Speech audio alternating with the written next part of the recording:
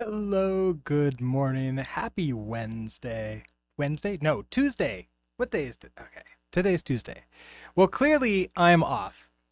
Um oh, and ads are starting any second now.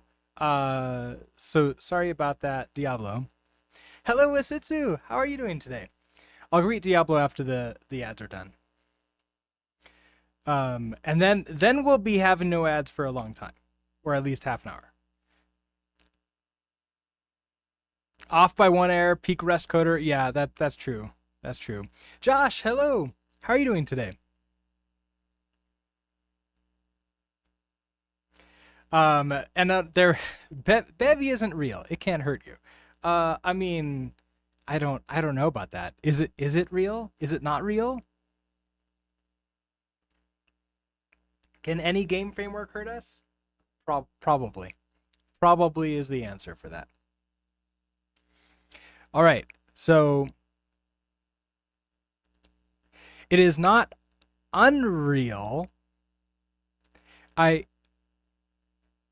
I kind of wish I had a soundboard so I can do the entire whatever the name of that sound is for the like the drum and cymbal sound for that joke, cuz that was good. I liked it. Your journey into old game decompilation continues and you might be in over your head. You're doing old game decompilation. Well, that sounds fun. Although I don't think I would ever do that myself. Maybe someday I might create an emulator because a bunch of people do that. But dumb Tish. Oh, is that? Oh, I remember. I vaguely remember that. Yeah, I should. I'm going to. Okay, can I just download that? Save link as. Oh, okay. Cannot save the link. I thought literally there was a file. Of course it wasn't. Of course it wasn't. It just thinks that it's a file. I'll have to go find that and add that into my Stream Deck. But I kind of want to redo the way that my Stream Deck works anyways, so we'll add that in. I know it clearly I am awake and things are going to go well today. Yeah, that I thought, well, I didn't get that much sleep last night. So that's probably what it is. And we had somebody over today to look at various like stuff with our lawn, and we needed to like figure that out. So I had to wait for the contractor to come, and of course they were late, which is not that surprising. But hey, we got some quotes. We have some decisions to make, and we'll go on. And I don't know if you'll. It's super noticeable. I moved my display up a little bit more, so I'm not looking down quite as much when I'm looking at the screen. So the camera, you all are a little bit higher right now, and I moved you over into the center because I removed the monitor on top of the other monitor to give it room to do that. That's like on my desk next to it, not connected anymore. So now I have both chats over to the right, and yeah, so things should be good, or at least I'm hoping that they should be good. Yeah, look at you, you got taller, stacking. Also, hello, how are you doing today? Okay, so the plan, or rather, what did we get up to last time? So if we run cargo run, we have a game application, so we have a game world, and we have our ship, a single component, no, a single entity with, I don't remember if it's a couple of components or what we have in here. I think we have like two components, like a position and like what it is, a mesh or something. And so that's what we got. We have our triangle, our ship here. So I guess we also have a camera for this as well. You wasted 30 minutes on that Apple event, but that was a me problem. Yeah, as I mentioned in Discord, I wasn't even aware there was an Apple event. And 30-minute Apple event sounds really short. But did you respond? I have a theory for why there's so many Apple events now, because I feel like they've increased the number of them ever since they built that new They finished building the UFO building, and they have an entire wing of it or section of it dedicated to videos and these events. So I think that they're now doing more events just to have a reason to use all that stuff. That's my guess. Is like I don't think it's anything about like, oh, they're worried about like other companies. I think it's one of those fallacies of we have it so we need to do it.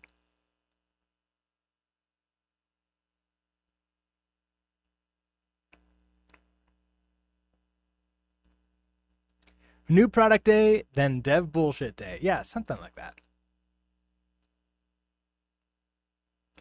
Yet I used to go to WWDC years ago, which was fun. It's a lot of fun to go to those type of events, but it's less fun to watch them remotely. Okay, so let's see other things. So other news, other ideas. I want to start playing around with changing up or doing some experiments with the YouTube channel. I've gotten some complaints about the VODs. I have 5 or so members on YouTube, and I got like a really cheap tier for that, which the 99-cent tier. And there's a lot there's been 2 complaints about like, oh, you're spamming me with all the videos that are coming in, that I'm basically putting them on member only first because that's the only thing I can think of for, value for the membership. So I'm thinking of just like making all the VODs and the cut VODs just show up automatically. I hit the arm. I'm sorry about that.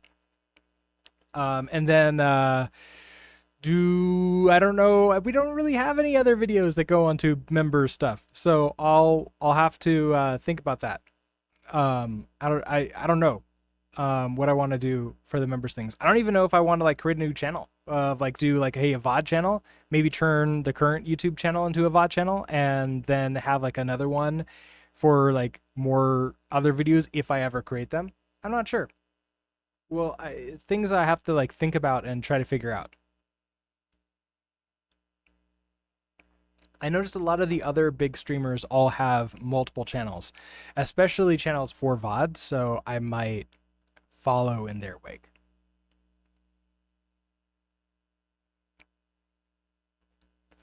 Okay, so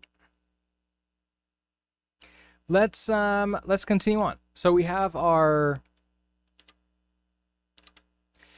triangle. Oh yeah, the other thing, I can rotate it. That's a big deal, right? So what's next? Yeah, some people do VOD channels to separate from their real one. Yeah, I think a VOD channel is a really good idea if you have enough content for an original channel. I don't have enough. I don't have any content for original channel. Um, I'm not creating anything, or I'm not creating very much of things. So that's a problem. Fix the center. Okay, so yeah, hold on. This is here's center.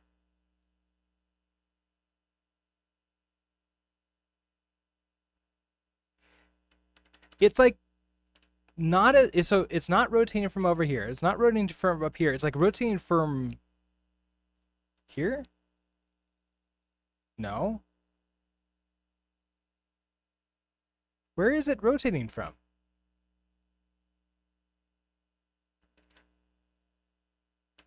I'm confused. Oh, wait, we got a raid. I need to use the other mouse to see. Let's see. Shuri makes art. Hello. Welcome. Thank you so much for the raid. How are you doing today, Shuri? And what were you working on? Adrienne, hello. And Coffee, hello.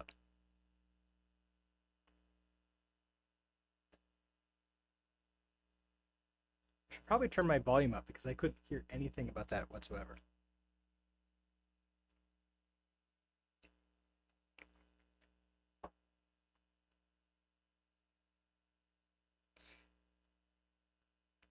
I am Chopper. Hello. How are you doing today? So rare to see Rust development stream here on Twitch. Yeah. Well, although we do a lot of Rust here. So, but yeah, I totally true. Like there's not too many of us Rust developers doing streams.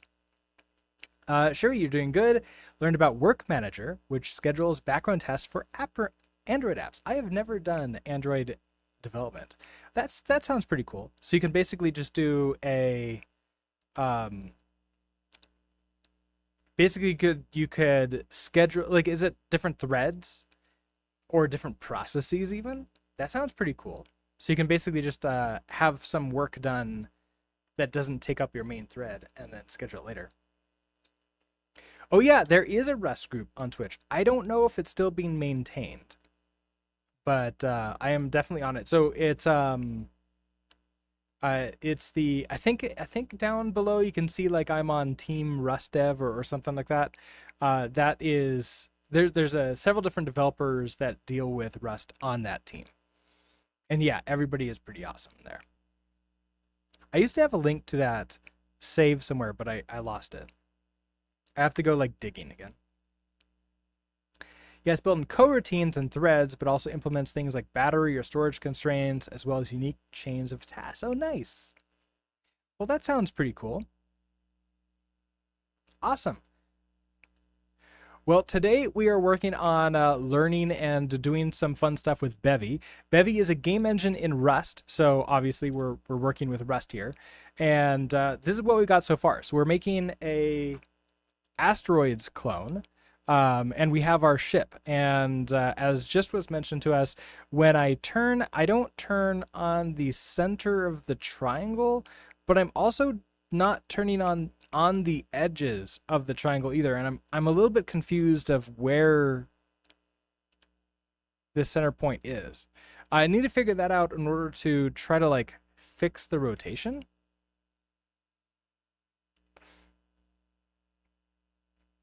Or I can just sort of play with it to see if I can maybe just, accidentally make it work. So let's see. In our systems, we have a rotate ship. And so I'm doing this rotate Z as our function, which, okay, it takes a quat, which is, I'm just giving it this rotate speed 0 times that. I wonder if I need something more to make that work. I guess, like, okay, so it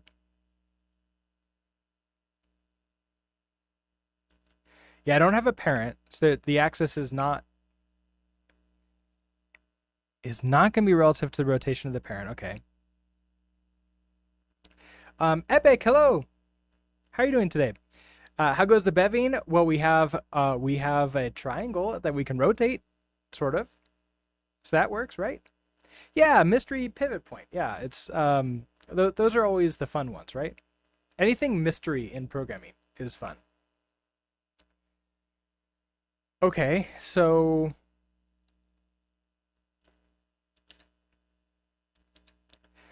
do I want to look up any? Okay, so there's the transform. There's some other rotates on here. So like if we look up transform, which is a transform, let's compile the docs, and we'll use those. Is it what? Cargo doc web? Cargo doc open?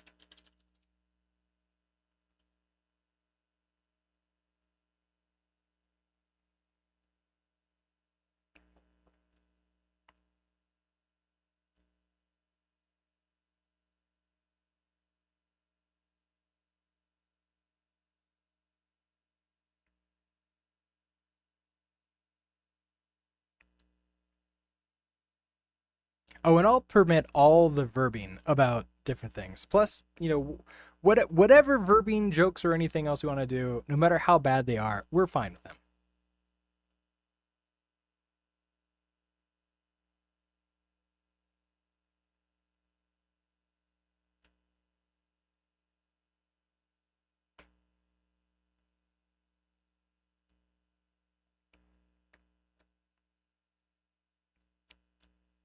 I forgot how big of a compilation the first time it takes, and I guess creating the documentation is essentially a full compilation again.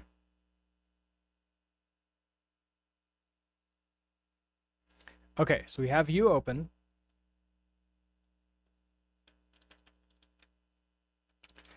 Let's see if we can find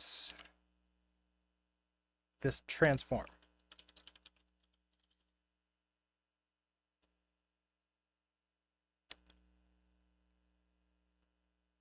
Which, I mean, okay, these are all the same. Okay. Right, okay, so here's our rotation. So we have a translation, rotation, and a scale. Okay, so we did a translation.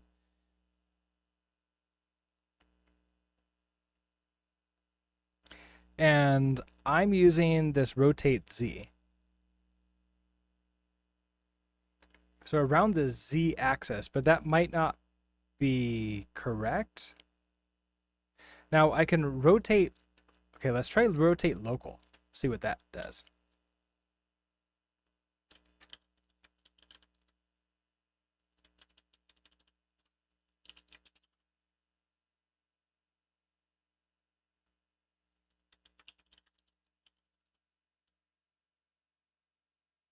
Oh, okay. So hold on. Wait, didn't rotate Z take a quat too?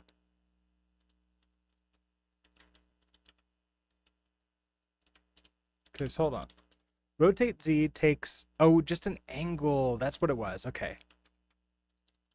So if I rotate local, you take a rotation, which is a quat, and a quaternion representing an orientation. This quaternion is intended to be of unit length but may denormalize due to floating point error creep, which can occur when successful quaternion operations are applied.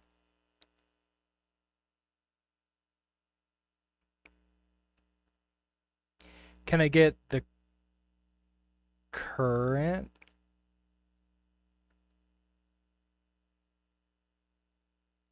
Okay, so don't use this one.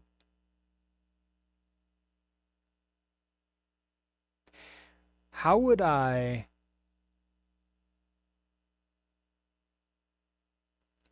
figure out what the current quaternion is? Because I would imagine that if I just make something up, right? Is this...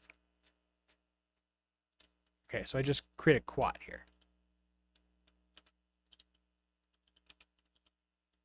Okay, so if I transform, rotate local,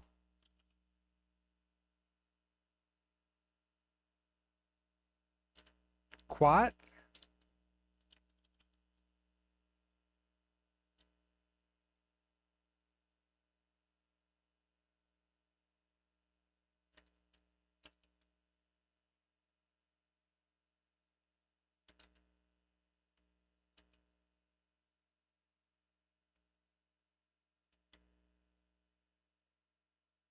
okay, creates a quaternion for normalized rotation axis, angle, and axis. Oh, but it's still F3 and F32.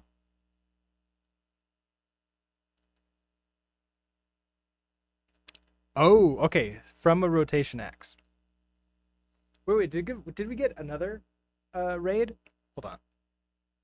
Togglebit, hello! How are you doing today? And thank you so much for the raid. The drunken monkey, hello. Piss bucket. Let's see. Why is that a bad thing, Diablo? And Mr. Ray Ray. How are you all doing today? Also, Toggle, how was your stream?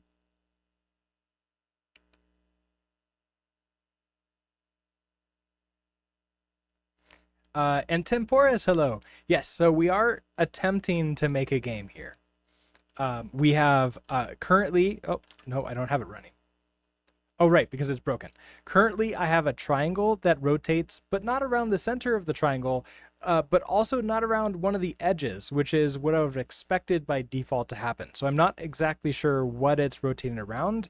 I'm trying to rotate. I now need to create a quat, which I don't really know what that is. So we need to figure that out.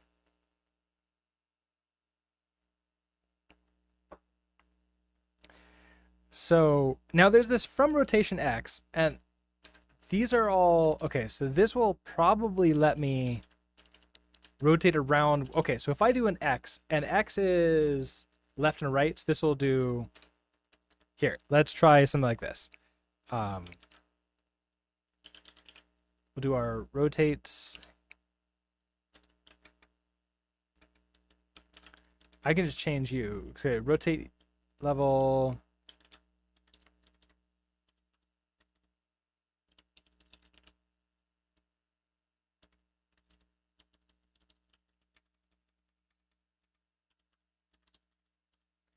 Throw you in there.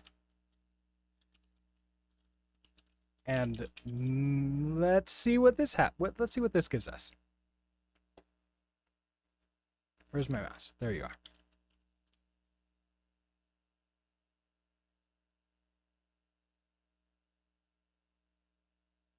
Okay, so here's our lovely ship. Okay, so now I can, okay, so that's the X rotate.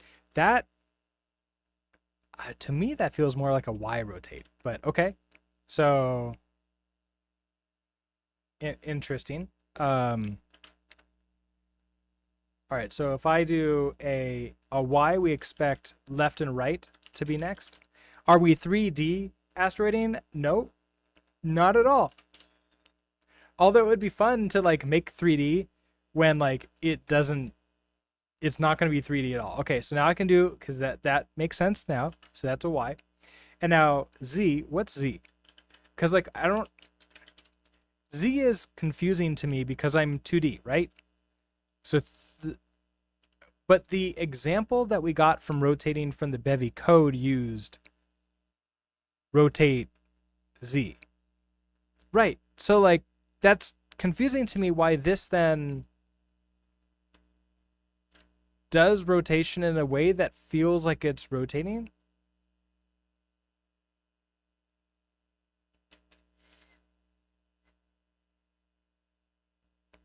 Okay, but that would be your rotation axis in 3D to give 2D like rotation. Yeah, this is Z. This is Z. So I would expect like right around here to be the rotation point, right? World coordinates aren't always what you think they are, clearly.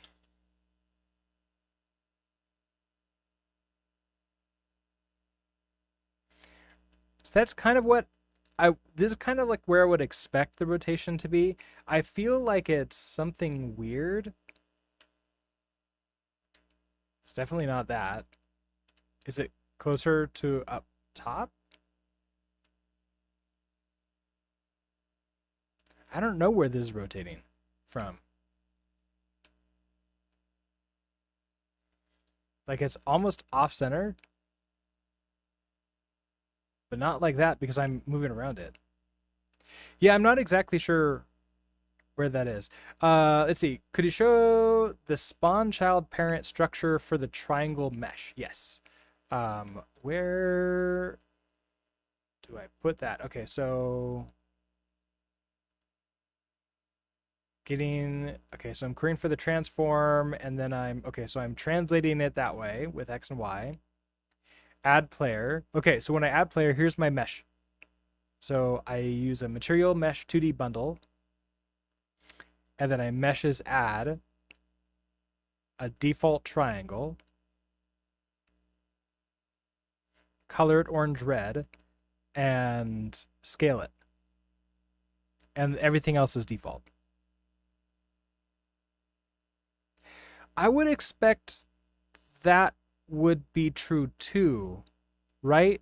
That it's originating around 0, 0, but I'm moving it from 0, 0 all the way into the middle of the screen. So shouldn't it then be rotating by like moving down here like that? That's what happened to me last time when I used GGEZ. I when I did the rotation, it was like when I rotate, it was like rotating like this. It would move down like that.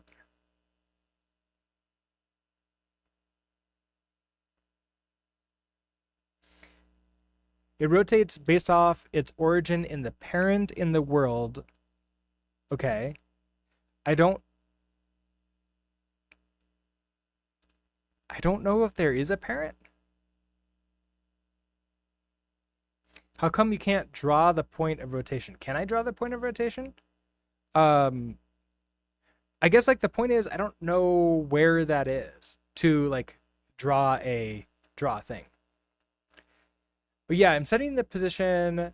Well, okay. So I'm setting the position.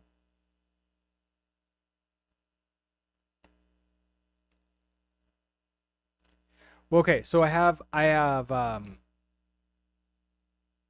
position 0, 0. So I'm basically creating, okay, so I'm creating an entity that has two components. One component is position that has 50-50, and the other, okay, so it actually, sorry, it has three components: position, the mesh, and the rotate speed. When I'm drawing the ship, I'm taking the position here and I'm using the translation for that. You just need the transform in the ship mesh. I need the transform in the mesh itself. Wait. So here. So I would need a. How would I? There's no transform here. Wait, it wouldn't be there. It would be here, right? No.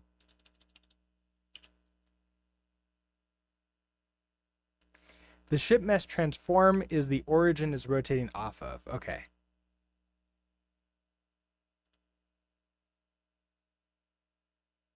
Now this transform that I'm trying to get off of it is this transform,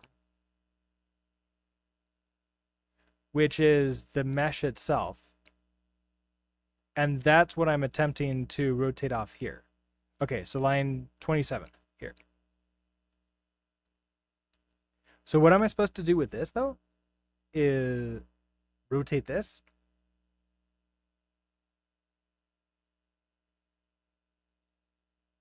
So this is initially drawing it. Yeah, that's the origin of rotation right now. When I actually rotate it, I'm taking the transform and I'm attempting to rotate it. Oh, okay. I don't have to do anything. Okay. I thought you were telling me what to do to fix it, which I was getting excited about that. Because then we can fix it.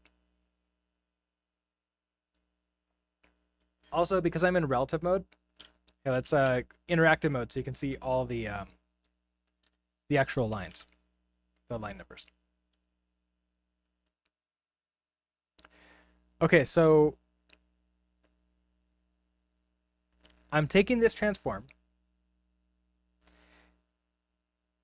To fix it, you need to set transform on line 31 to 0. Oh, wait. So you need to set transform on this line to.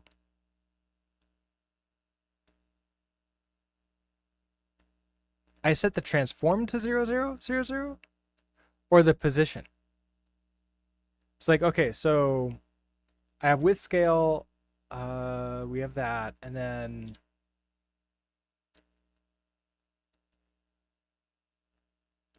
yeah, okay. So I want to set.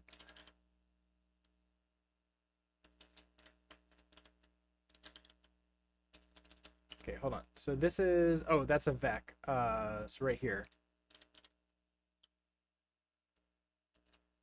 Now I have width rotate. Okay, width rotation with scale. We'll transform. I don't see anything about a position here.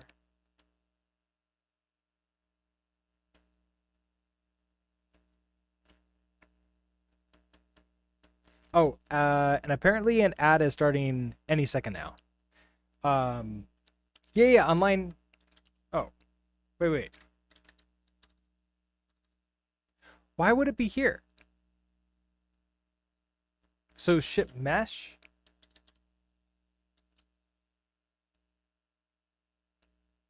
Or you want me to set the original position to 0000. So, because if I set you like that, let's save, then I believe that means what did I do wrong? That. Oh, ad break started.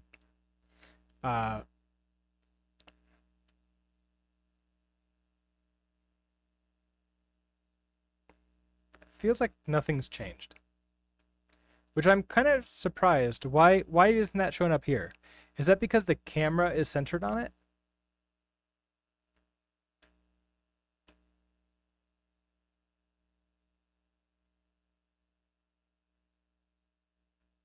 Wait, is that really offset? That feels actually correct now when I put my mouse over it.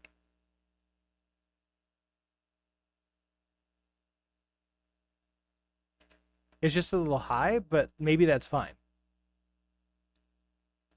Where is the camera? I am doing nothing with the camera. It's super blurry because the ads. Yeah, I'm sorry about that. The ad break will be done in 30 seconds.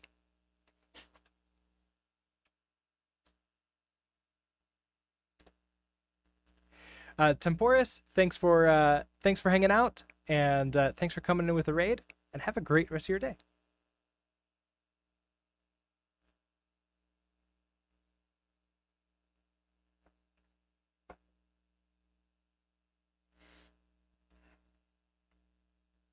All right, and we're back. Sorry about that, everybody. We have auto ads on to turn off the pre-roll ads. And so those are off for another half an hour. We used to have them on every for 3 minutes every hour, but we got some complaints, and the community seems to prefer this a little bit more, 1.5 minutes every 30 minutes or so. So we have 30 minutes of ad free now. Anyways, okay, so see ya, Temporis. Thank you for hanging out, and have a great rest of your day. All right, so I felt like that was a little bit better. Where did I put the camera? I put the camera somewhere. Okay, yeah, so I spawned the camera like this, and this is all I'm doing for the camera. And I'm doing this because that's what I found in an example, and there wasn't really any tutorials on what to do with the camera to like make it something. So there, we have a camera. And as long as I'm added in this, let's see, when I'm querying for rotate, I'm getting transform and rotate speed because I know that the camera doesn't have rotate speed on it. So therefore this transform is the actual ship that I'm getting as opposed to the camera, because we did that initially. We accidentally moved, the first time we played with it, we moved the camera at the same time as the ship, and that caused, obviously, problems. So now it's a little bit better.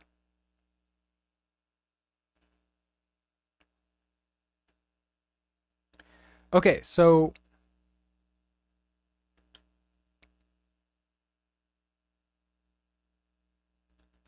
now also the other thing is I had rotate. Let's bring this back on. This was rotate Z, also was another thing that we got from one of the examples of how to do a rotation. Let's see how this looks.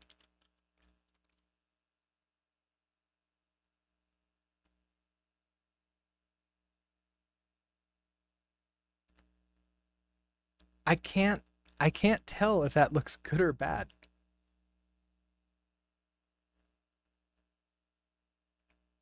I think the center is like here.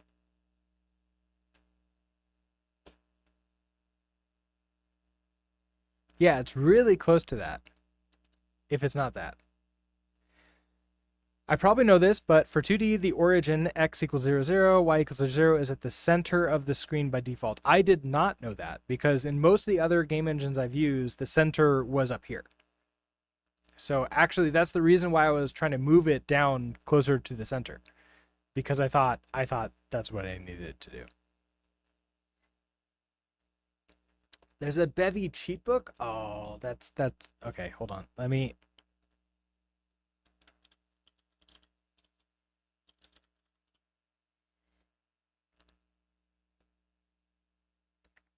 find my chat over here on this computer.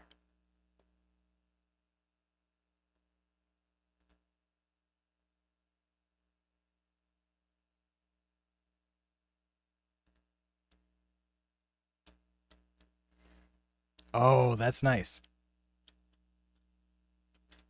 Okay, so we have the unofficial Bevy cheat book. I'm going to go ahead and load this up in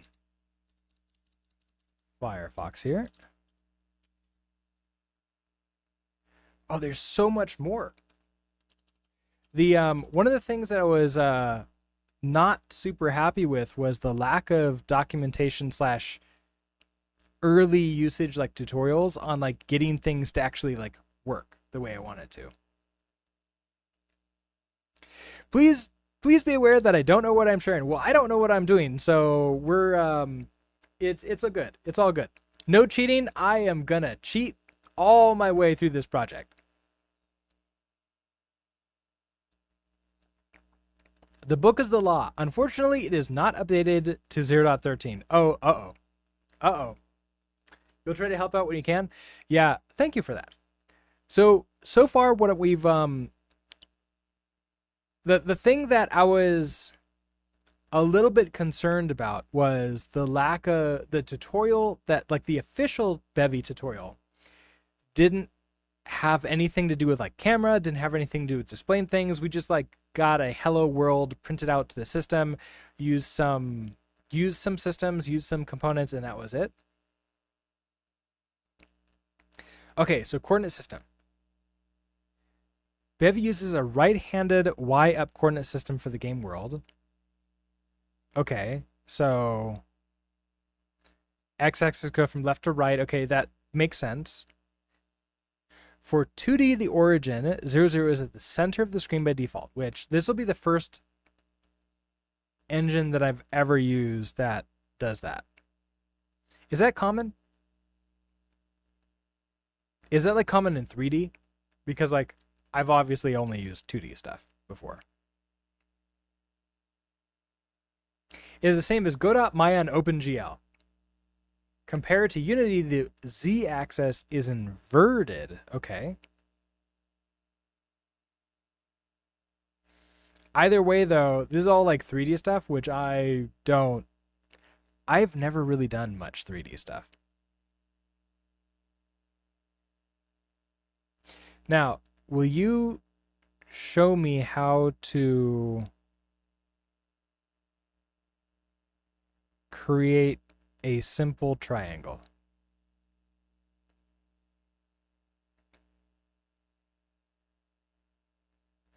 Okay, maybe it transforms. Okay, rotation. Well, okay, this is the example that we used, I believe.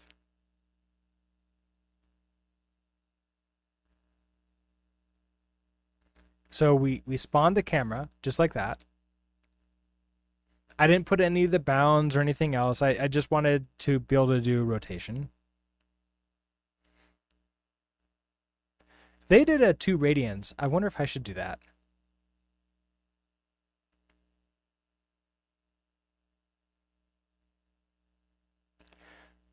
We don't have a, okay, so we didn't use a sprite. So we're using a mesh. So I ignored this part. I wonder if the transform we're going to have though. Okay, come on, go away. Don't do that.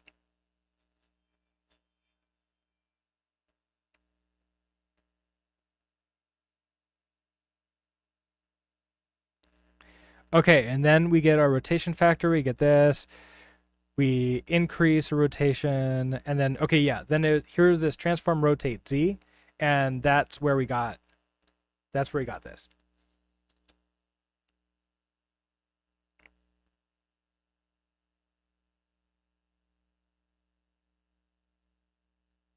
You know, I think it did help Drunken Monkey.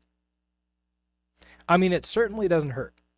Everything can help, and we're all learning together. Unless you already know this, then you're just sort of staring at me and going like, what are you doing? Unless you're helping, then it's much appreciated. Okay, so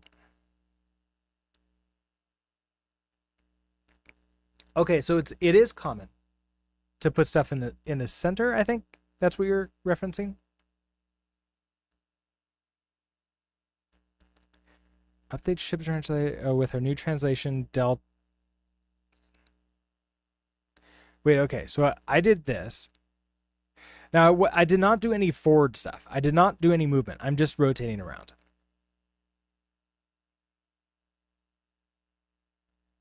I didn't want to do anything else. I just wanted that rotation. So I guess like the question is that it? Also, Gizan and I are network. Narok. Sorry. Hello, how are you both doing? What editor is this? This editor is the Helix editor. And so that's what I have over here on the right. Helix. And then the entire thing together is Zellige. So I have Zellige running, and then in this pane, I have Helix.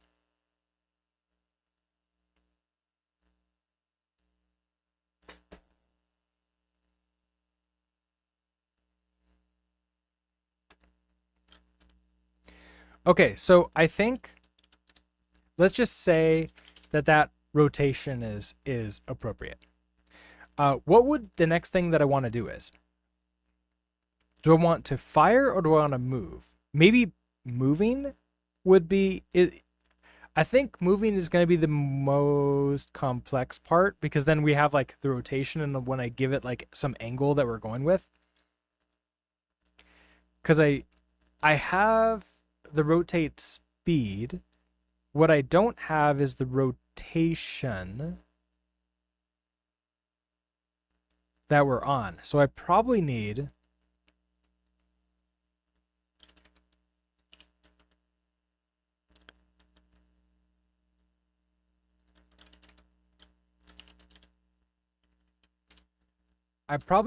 a position, a rotate speed. I probably also need a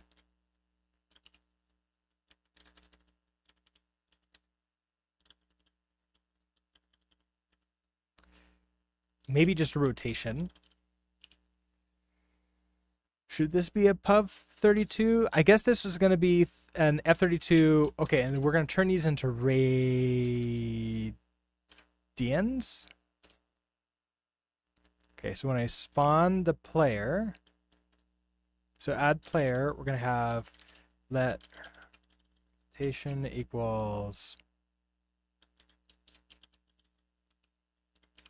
rotation, and we start with 0 2 radians.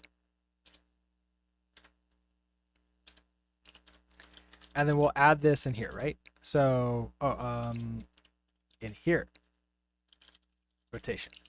So now we have that. Hero Axe, hello. How are you doing today? Okay, so we have a rotation. Now when we rotate the ship, I want to not only get the rotate speed, which is happening when we have the inputs. So we have a system for... Did I lose my mouse? Where's... Hey, mouse, why are you not working? Did my... Oh, my...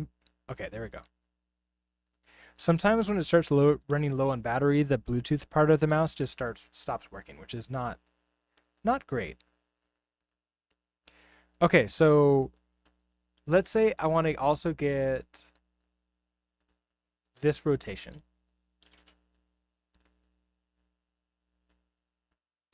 And I want this to be mutable because we're going to update it, right? So we want rotation, like that.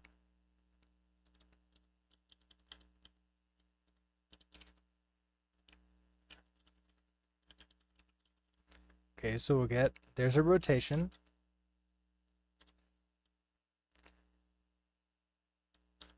Now I'm rotating, okay, so rotate Z by this amount, but what I really want to do is update the rotation, right? So I want rotation 0 plus equals to the rotate speed. Now, do I want to turn that into radians? Probably, right?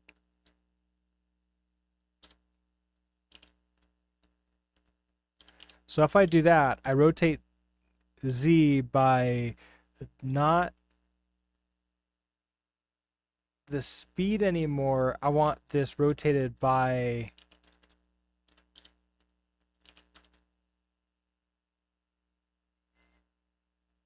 oh, how do I know what my rotation currently is? I guess, oh, do I want to just get the rotation after I do this? Maybe? So can I do a transform?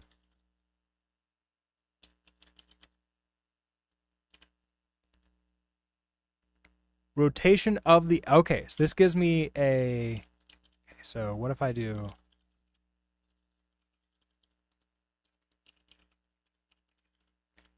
that gives me, oh, okay, so that does give me that. So I want to do this differently. You're not going to be an F-32, you're going to be a quad.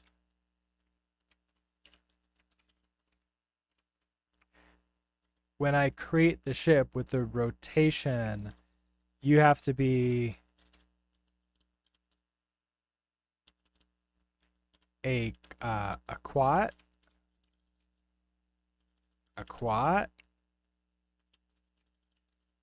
default, and then when I rotate,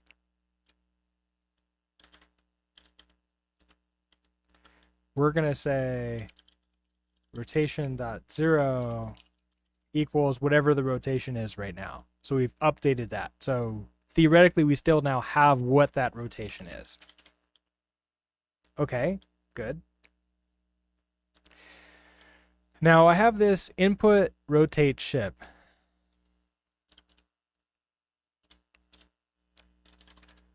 I guess, hold on, let's test to make sure that still works the way we expect it to. I wouldn't expect it to fail. I think we can also debug out what the rotation is, shouldn't we?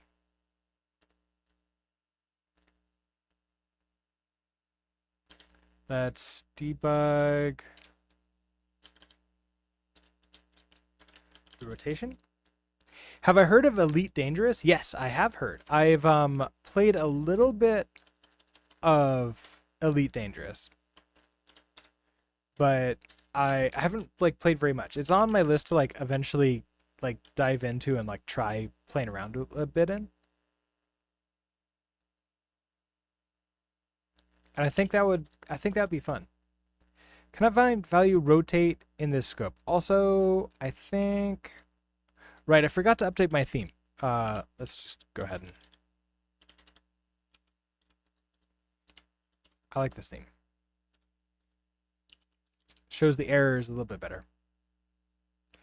But yeah, I assume you like Elite a lot.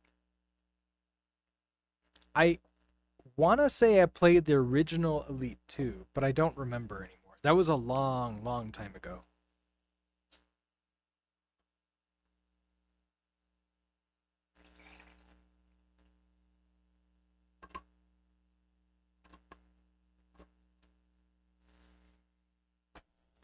Esitsu, you made it maybe 20 minutes before you dropped it, annoyed that I had to set up an account first. Oh, you mean for Elite Dangerous?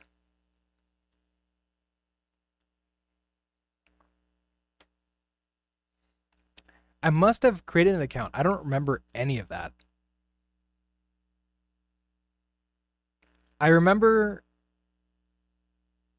spending a long time just figuring out how to take off from the first space station. And I think I got out and I think I like went around a little bit. And it was like one of those, I feel like I need to spend more time. Like this is going to be like a spend time in the game. So then I was like, okay, I'll put it into my rotation. And then I haven't gotten back to it yet. Let's see the code. Hello. How are you all doing today? Or how are you all? No, you doing today. You're singular. I assume you're not like a bunch of people together in a trench coat. Rotation. Okay, so I want to see that rotation over and over and over again. So if we run you,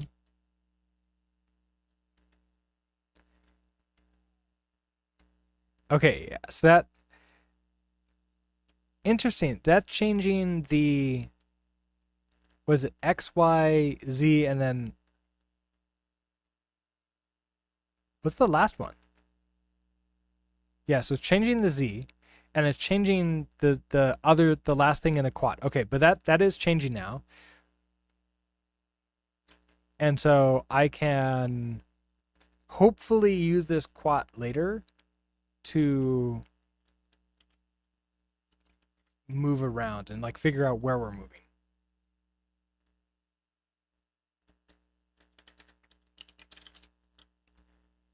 Scott, hello. How are you doing today? You played Elite Dangerous for a few weeks before it got boring. However, the main reason you brought it up was as Elite had pretty cool graphics. Yeah, I've always liked space-based games. I've always felt that the graphics for those are pretty good. Like I don't know. I just like space. I think that's what it really is. You tried the PS4 version. I can't say that it was far off. It was far off this Asteroids game. Yay! I've got Elite. I think Elite has a few more features than I'm planning on putting in. Just a few. I am not going to add in the ability to get lost. I mean, should I add the ability to get lost and run out of fuel and have to call for help? But there's no multiplayer, so there's nobody who will come and help you. Yeah, those old games from back in the 80s are amazing what they were able to do with that hardware. We're doing pretty good, bearing down pretty hard on chapter 10 in a Rust book. Nice. Hey, you got past chapter 9, which chapter 9, from what I understand, is what I remember is that's the lifetime one, right? That's the hard one. What's chapter 10? I don't remember anymore. BBC Micro Acorn 2. Was that the hardware or is that is a no bulletin board would be BBB, right? Oh no, that was the hardware. Okay, so Elite was written for those. Yeah, I don't think I had any of those. What did I have? I had an Atari. I don't remember which Atari I had. Like that hardware is all long gone. I don't remember any of those. I don't really remember much of those games. I do like some of them I remember a lot, and some of them I don't remember. Asteroids, I played the heck out of as a kid. That was like anytime I like had a choice of a arcade game, and like that was one of the choices back then. That's what I would go with.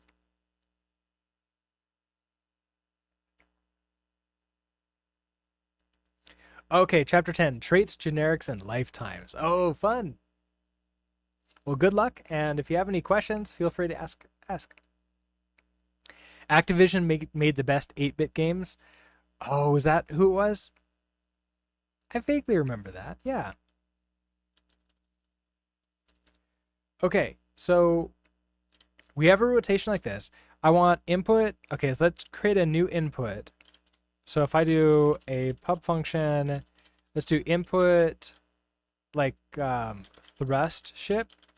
Pitfall was my father's favorite game, and so that was the game we all played all the time. I played it with him. I never beat the game, as in I never got all of the artifacts, but it's like one of the games that I have on my list to recreate. Like I would love to do that sometime.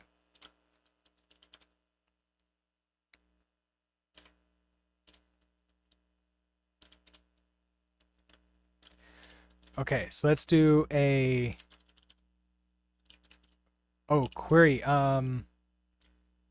If I'm querying for something, I need to have like a thrust amount, don't I?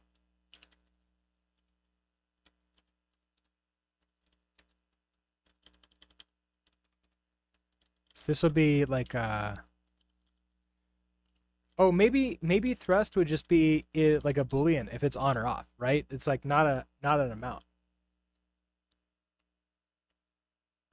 Please do recommend some older games. Like the original Pitfall is I still think pretty fun. Although you want to keep the volume on fairly low because they that was like in a very early Atari game and they had the audio sounds like the sounds that they had access to were not very much. Like most of these type of games. Defender's really good. There was a bunch of Pong sort of remakes. Oh, Frogger, the original Frogger, was that from this time too? And then Mario Mario Bros, right? Or was it just Mario? Let's see.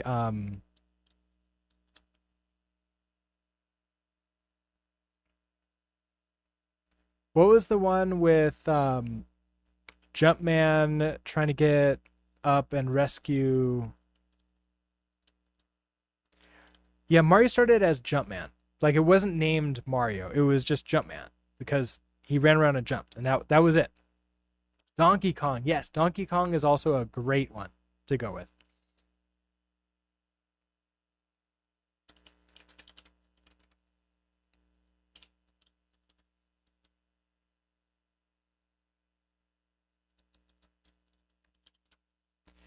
Okay, so I don't have it here. I'm gonna throw it here. So we have rotation. We're gonna have let like thrust.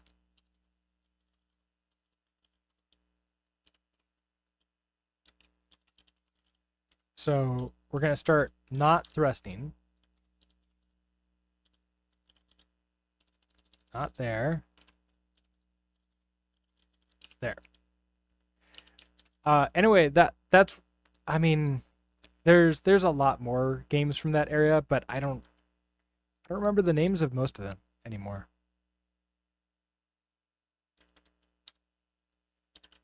Okay, so I want a query for thrust. How does this work again? Right, it's a query. It's going to be a query like that. I want a mute thrust.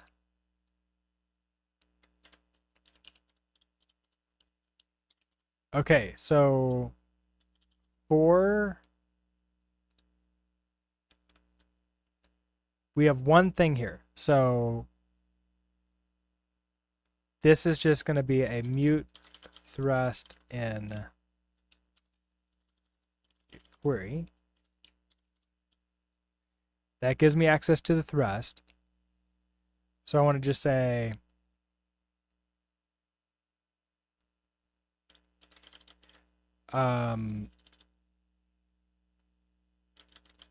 thrust dot zero is going to be equal to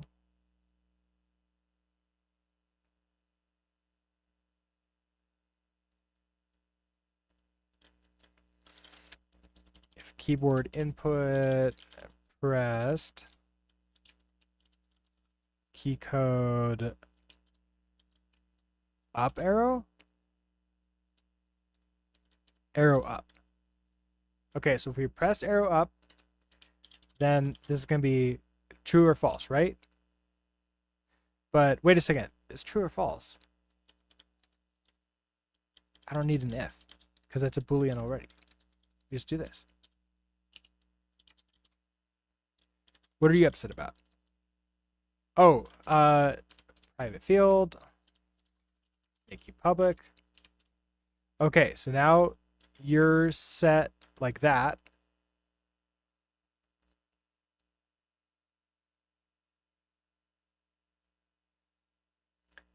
See what I'm missing in chat.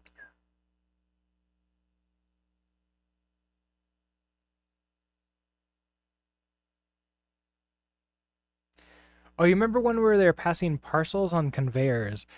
Oh, there was a I don't remember the parcels one, but I remember a beer one, or root. It was root beer. It was root beer because they didn't want beer for kids. It was root beer, and like you were in a bar, and like you were serving customers. I don't remember what that one was called. Oh, yeah. There was also Centipede. Centipede came out of that era too. Galaga.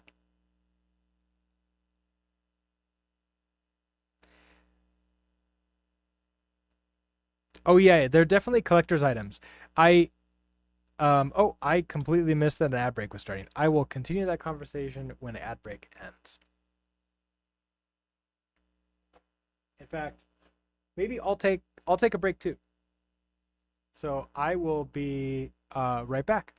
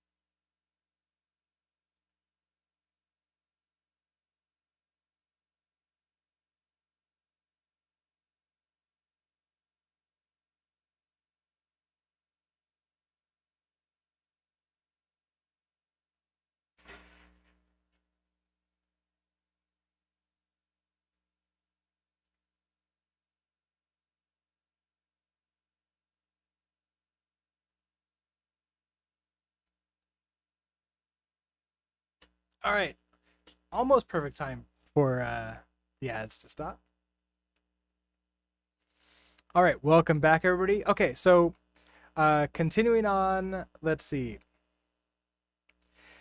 Yeah, there's I don't know if it's still the case, but a lot of the official tournaments or speed runs that you do with games, like unless it's specified that a emulator is allowed, it has to be done on the original hardware, which obviously is pretty hard. That's pretty tough.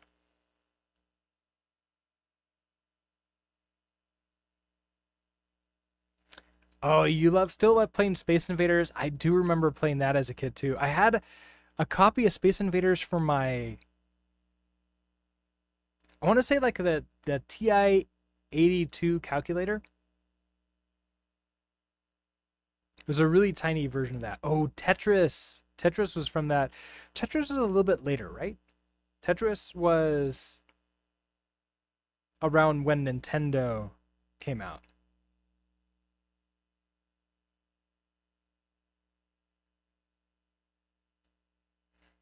All right. Tetris was so big. Yeah. There's a pretty there's a lot of different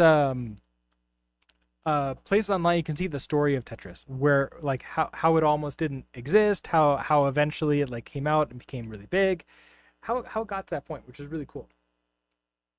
Like the history of some of those games around that time is pretty amazing.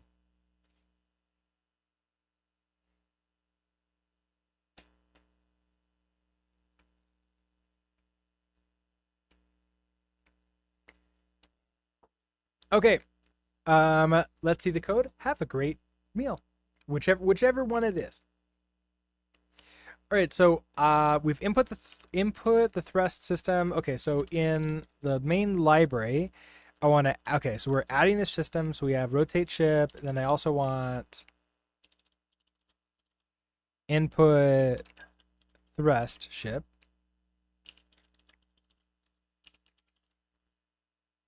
Okay, so we have that. Now, when I run this and I press the up arrow, it's going to add that in there, but I kind of need a system to do anything with this, right? To change the position. Well, I don't want to just change the position, right? I need to change the... It's going to be an acceleration, and the acceleration affects the velocity. So that means, okay, so I have a position, I also need a velocity. Which is going to be almost exactly the same as this. Keep on doing one too many. Okay, so we'll have a velocity in our systems.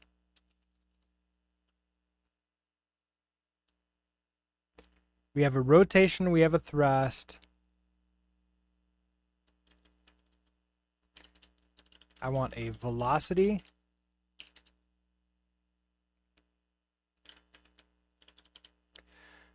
Oh, now that I think about it though, I'm doing this position just like that. I wonder if I should do the position as like a Vec 2 or a Vec something else. The drunk monkey. You heading out? It's getting late there. Well, thank you so much for hanging out and chatting, and have a great rest of your day. Have a great night.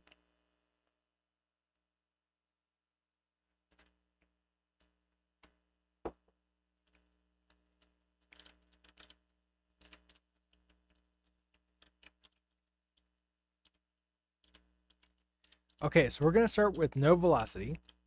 Vivax, hello, how are you doing today?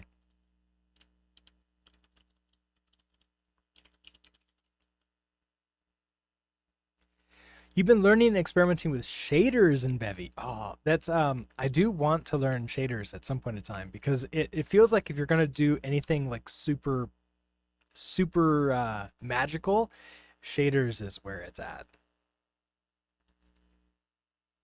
Zilby came in, but instead of sitting on his normal spot, he decided to hang out next to the heater that I have next to me. So he's not on camera. He is here though. I'm sure he would say hi if he cared. But he is also a cat.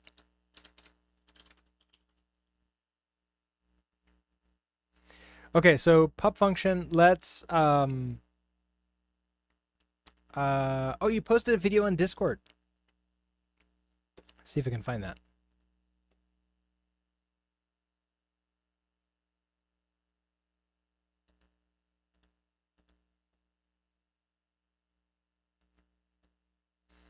Ooh.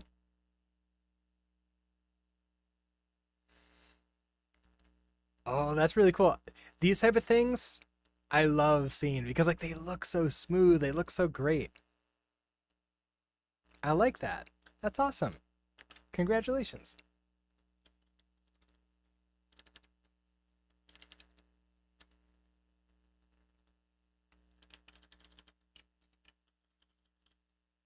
Okay, so let's apply thrust. So we're going to take in, I guess we're just going to have the query, right? So we're going to have our mute query where we want the thrust, but this is also going to be like that. And I want mute. Okay, so actually I don't need mute thrust. I just need thrust like that. I do need mute velocity like that. Okay, so we're going to do 4 thrust and mute velocity. 4 in query.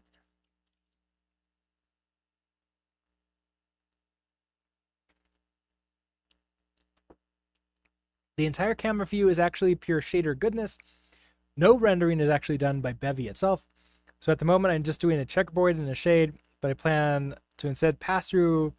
Oh, okay, so everything is in the shaders. Oh, that's also pretty interesting and cool. You made a game like that back in your uni days, no shaders though. Oh, interesting. Okay. Yeah, I want to do shaders for some of like the art with code that you can do with them because apparently you can do some really amazing stuff. That's what I'm interested in learning. Okay, so I have our thrust. So if we thrust, so if thrust.0, So if this is true, then I want to take velocity and I want to this probably should be like a constant of some kind, but I kind of want to just add add 1 to velocity. So let's just make it go up. So we'll sub 1 from y, I think.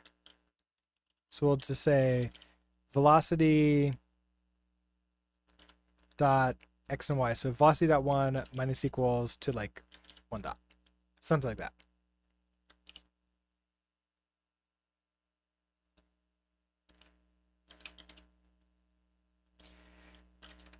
And we'll go ahead and apply the thrust. Now I kind of wonder, use systems, everything is just in here. So I kind of want to just change this to be a star. And then I can just start using these here, which is a little bit, I mean,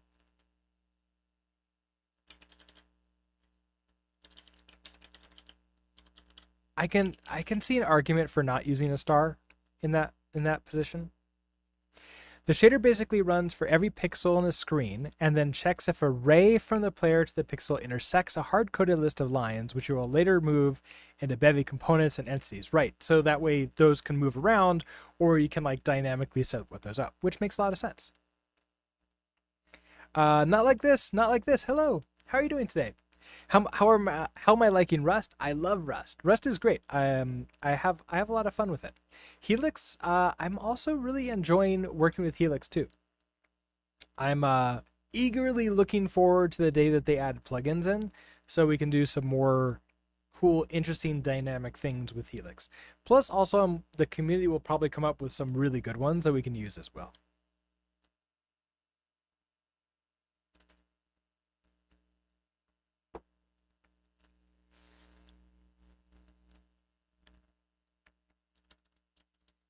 Okay, so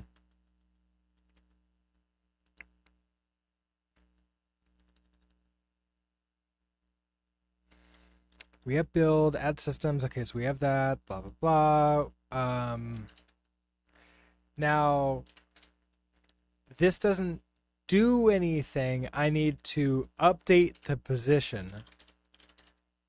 So we'll update. This is really going to be apply velocity now.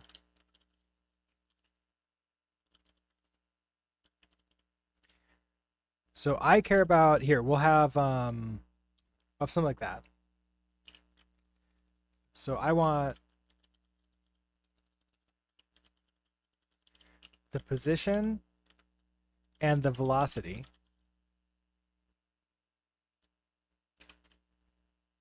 Now, acceleration gets reset, but I'm just applying this to velocity like that. I could do the entire acceleration in there too, which might be a good thing to do. But I'm not going to worry about it too much. Not yet. Okay, so we're going to have a read-only velocity and a mutable position here. Okay, so for position and velocity and query. Okay, so I want to do position. No, I'm not using any fun. I probably should use something like a vec2 or a vec3 or something like that as the position. Yeah, I think we were thinking about the exact same thing, Custard. Because right now I have to do something like this. Position 0 plus equals to velocity at 0.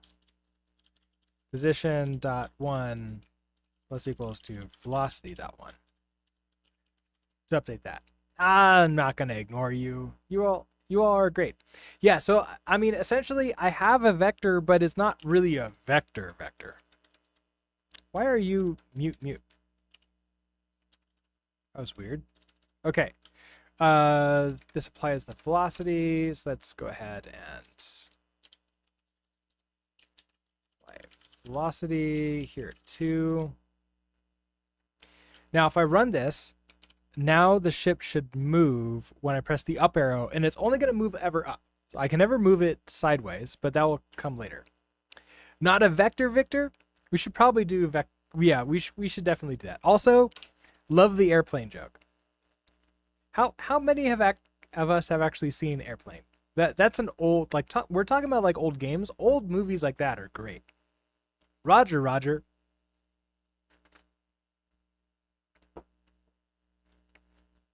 And surely this is gonna work.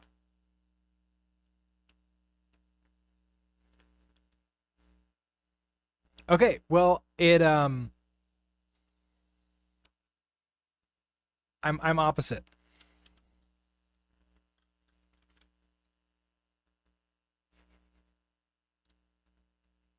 It's gonna work, but don't carve me surely. I was waiting for you to do that.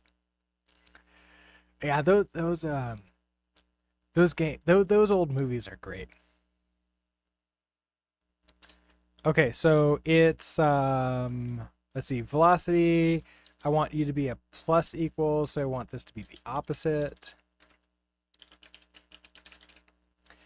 And I probably want this to be a smaller one, like 0.2. Actually, no. 1 dot is okay. I need the time thing. I need the time thing so I can use delta. Where was that? Oh, that just right. So nope, don't actually delete it. Yank it and then timed at delta seconds.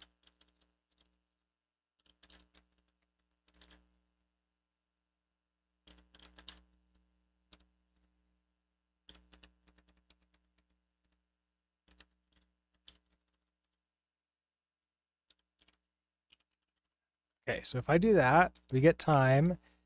Then we're gonna have times time dot delta seconds. Time dot delta seconds.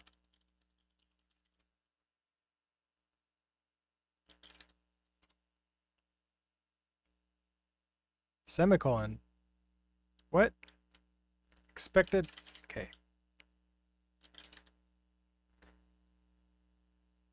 Expected a semicolon here. I have a semicolon.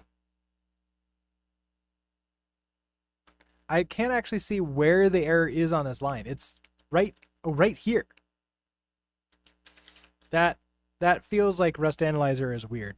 What does 1 dot do? I did not realize that 1 dot was a thing that I could do, but it's basically telling it that it's some kind of float, either like an F32 or an F64, or I guess an F128 too.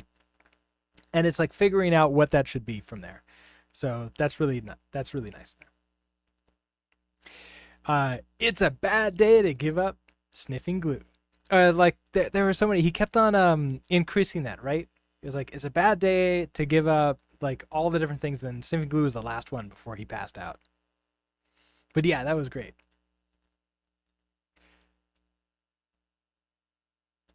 Scott proves he has taste in movies. He's one of us. Yeah. Heck, even if you've never seen it, just watch it. Like go find it online, give it a watch. Let us know what do you think about it. 2 is pretty good too, but 1 is the best.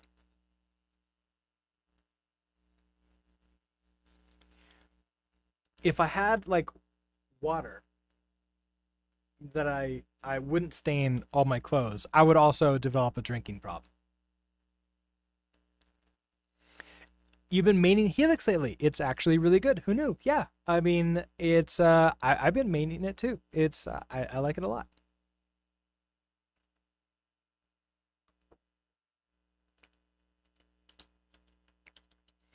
Okay, let's try running it. Compiler, what do you think? You think things are fine. Rust Analyzer is on drugs. Okay, so now when I try to go, I smoothly go up. Now I can never stop. There's no it just goes up forever. We need to convert Toggle and ruin his life. Wait, why would that ruin his life? We don't want to ruin his life.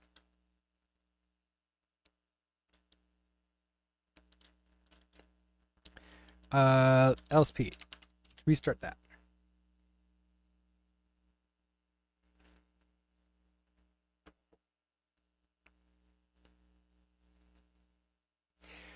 I guess if we accidentally convince Togglebit to create a new editor, that could be pretty bad.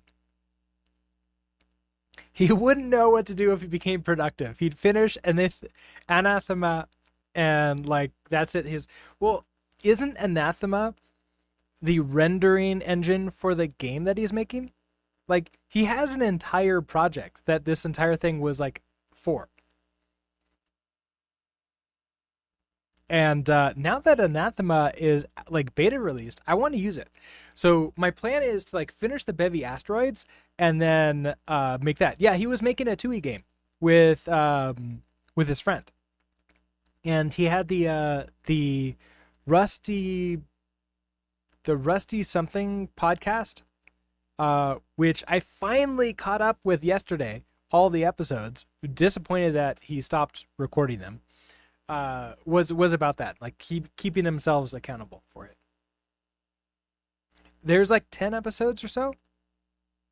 It my podcast thing says that the podcast is like not active.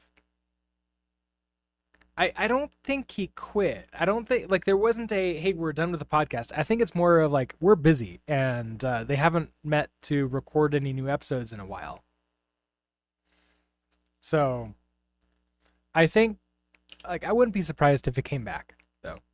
Sort of like the Rust podcast has been on hiatus for a while, but I heard that John Who and somebody else is going to be doing a live stream where they're going to record like all of the episodes that they missed for keeping up to date with the podcast pretty soon. You know, the podcast has been great. The energy that they had was really good. I really enjoyed it.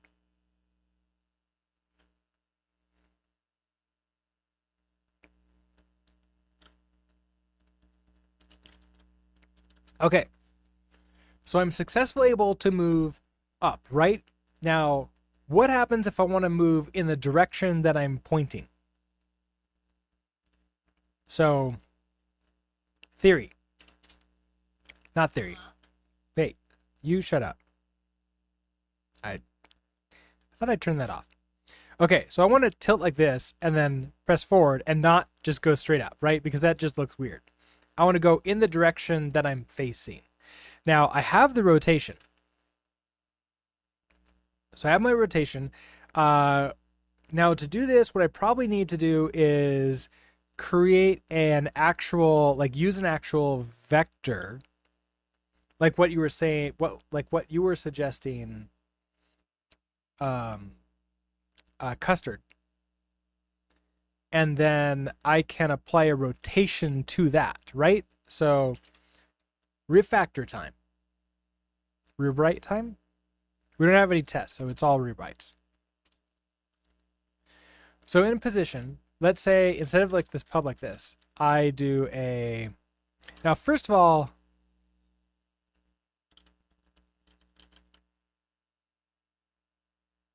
okay, there's no that. Okay, how about a vec? Okay, so I have a vec2 like that. Okay, let's do a vec2 like you. Velocity will be the same thing. They need a match. We have a rotate speed, rotation, and thrust. And those are all going to stay the same, and that's going to cause problems. Okay, so velocity, you're not going to be a vec2.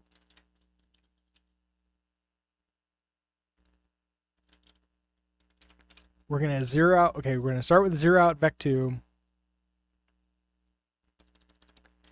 For our position, we're going to do the same thing. So use vec2 zeroed.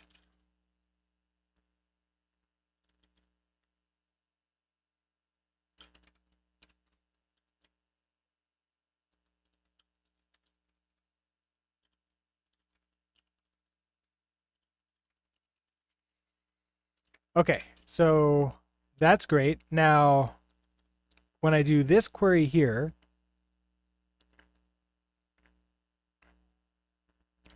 okay, translation X. Okay, so you're going to be position 0.x.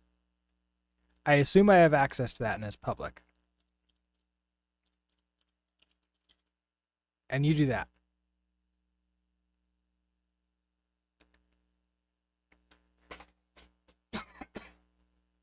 Excuse me.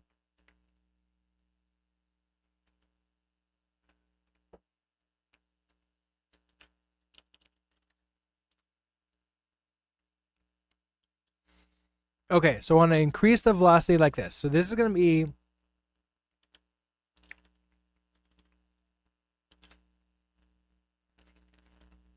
okay, so velocity now 0.y plus equals to that.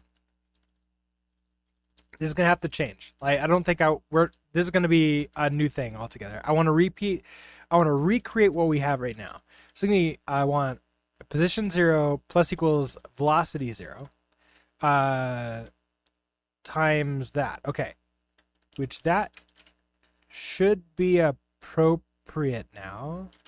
No errors. So if I rerun this, everything should be exactly the same, right?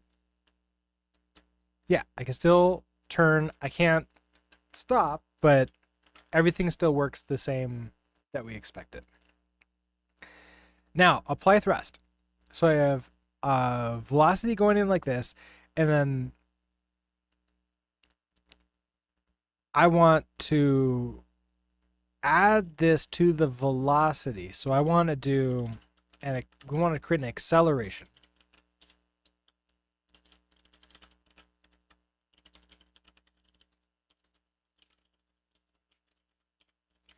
Okay, so let's create a new, okay, so I want, let's say we're just going up like that. I want to rotate this acceleration.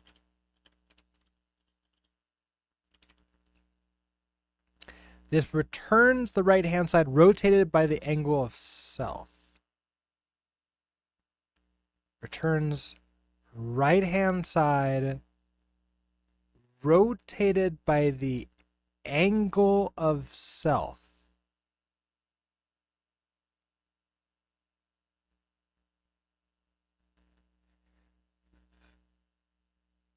Okay, that's actually different than other libraries that I've used. So I don't want, okay, so I want to do acceleration rotated. So I need rotation.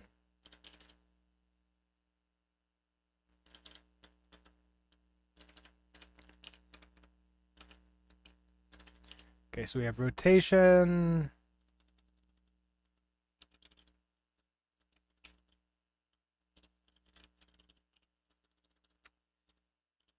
All right, so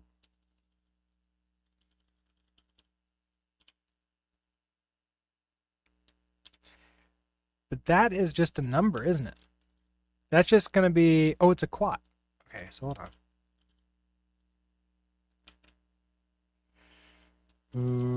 Okay, acceleration.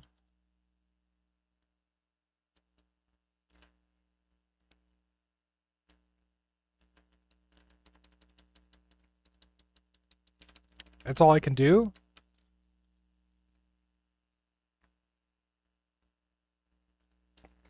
Can I get a vec2?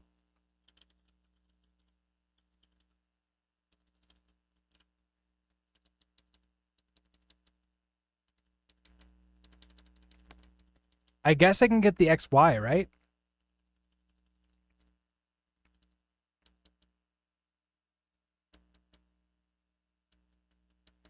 Oh, but it wasn't the XY was zeros.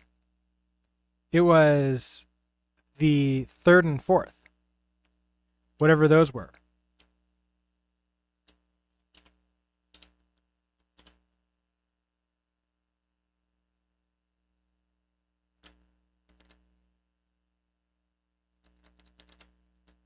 Now I'm confused. Okay. Well, you have an example here. Not snap to player.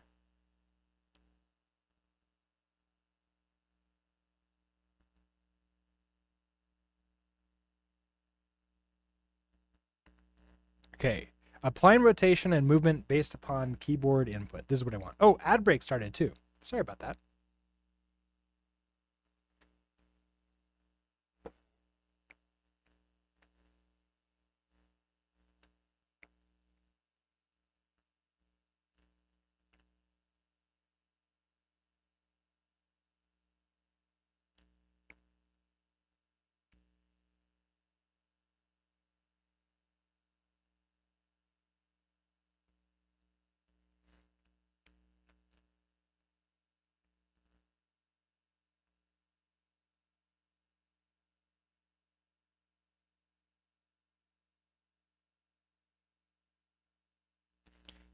Get the ship's forward vector by applying the current rotation to the ship's initial facing vector. Okay, so that's what I need, the movement direction.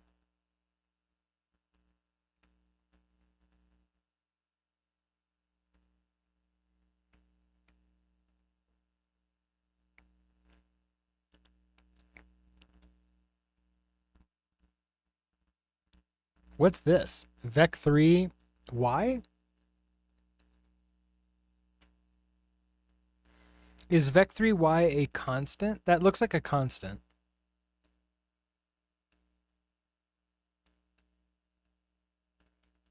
I don't really understand what this part is doing, but this part is getting its current rotation. Okay. So I need the transform. Okay, so things that have the thrust velocity, rotation, and transform.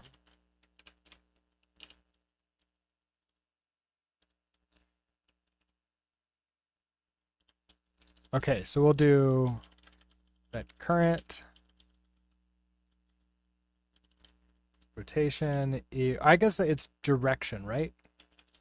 So direction equals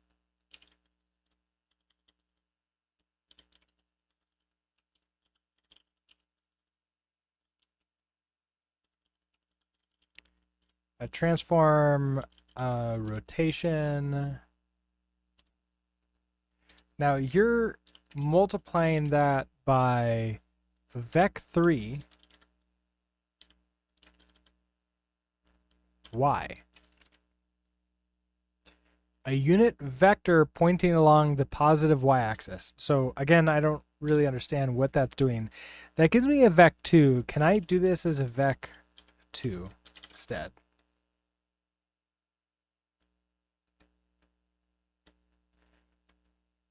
No. Okay. So you need to be a vec3. I wonder if everything else needs to be a vec3 too.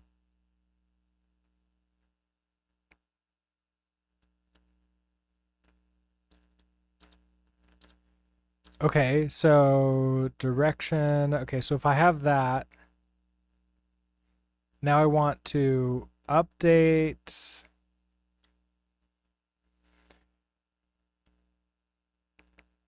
I probably want to normalize the direction, right? Oh, I'm betting we normalize the direction.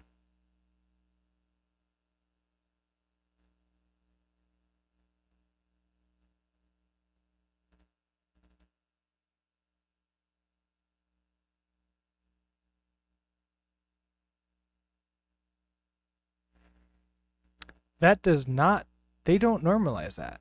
Interesting. Okay.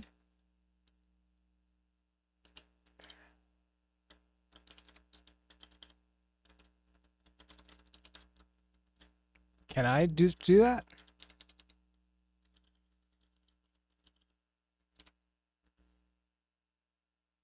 Return self-normalized. Okay, so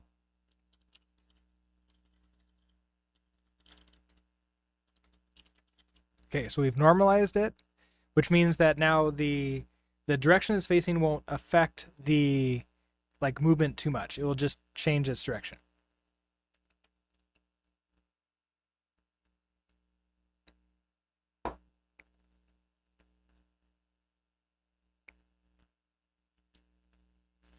To use this, I multiply the direction to the acceleration, and then I add that to the velocity, right? And so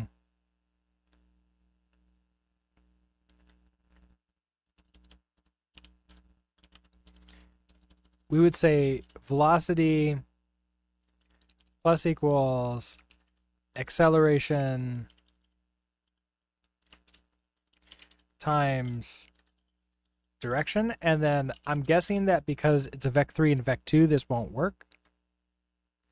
Cannot multiply vec2 by vec3. Not implemented for that. Okay, so everything now needs to be a vec3.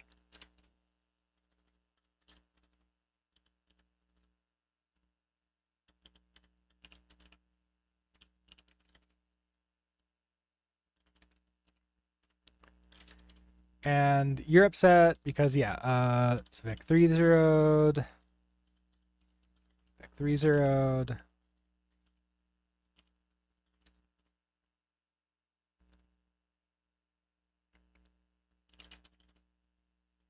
Why are you still... Oh, vec3.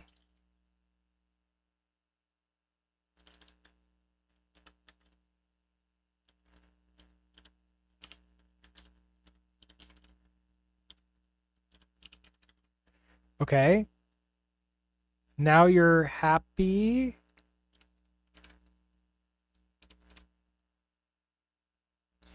So I'm attempting to update the velocity based upon this, and we already knew the velocity worked. So obviously I can still move up like that. Now if I turn and try to go this direction, I can go there. Oh, I can't. Oh, I'm only going up and down. I'm unable to go left and right. Okay. Why is that? Because I'm just moving like this. I'm just moving like this, up and down. That makes sense.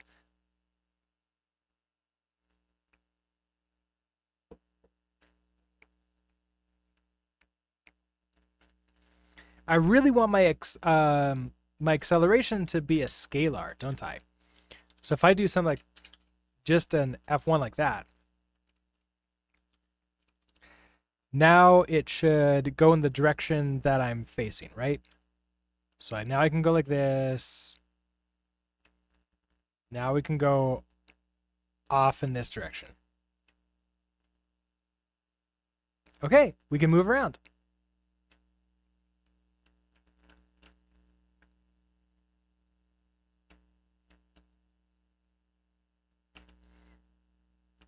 Okay, perfect.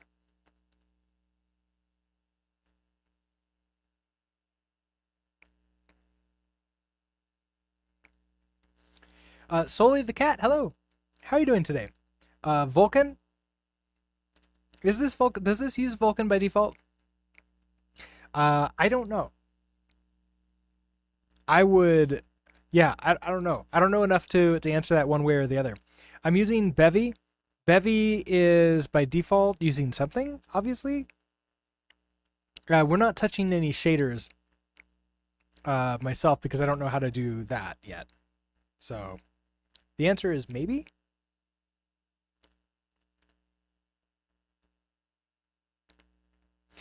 Okay, so we have this and we can move around. Now it's really smooth movement, which is really nice. I've always loved like having smooth movement in these type of things. I don't have anything to show that I'm sort of like thrusting, which would be nice. We could probably create a little triangle at the bottom of this, and have that appear whenever we're thrusting. I don't know if we want to do that right now. Maybe. Let's go ahead and commit this also because we did some stuff. All right, so we have able to move the ship around the screen.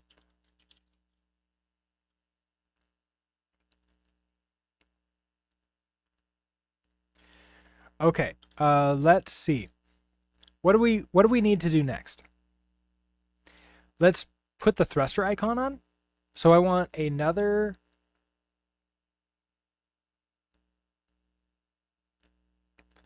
We have a couple choices, right?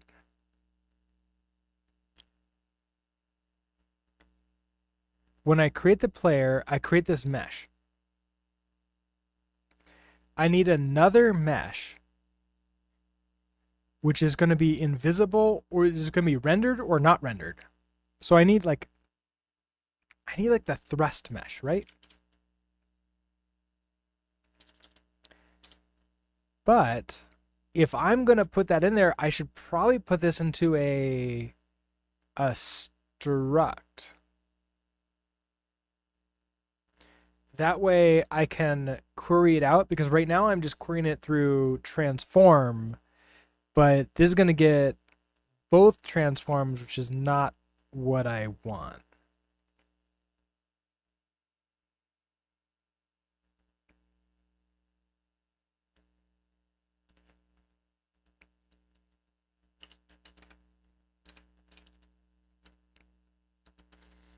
And it's almost like what I want to do is a struct like object entity mesh.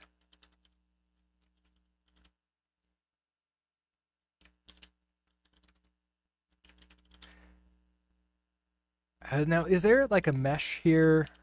What are you exactly? You are a material mesh 2D bundle. That doesn't sound right. As in, it's a bad idea for me to do, or it just doesn't sound right.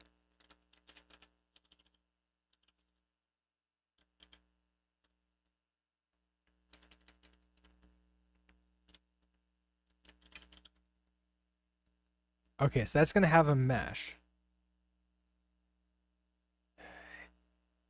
Oh, a material. Okay.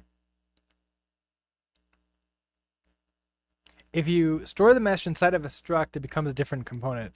Yeah, I guess like I need two meshes as part of one. Oh, but how would I? Okay, so hold on. If I have this ship mesh here. Oh, because meshes add, so I can do multiple meshes. No, that's a single mesh, right?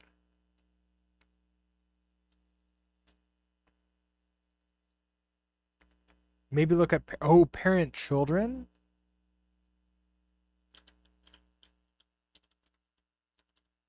So I can't do a child there. Can I do?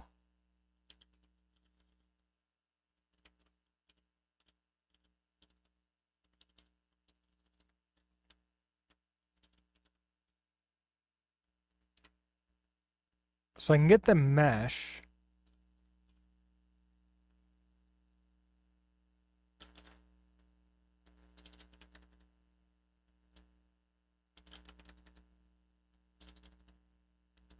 Not something like that. Maybe we can look at our cheat guide.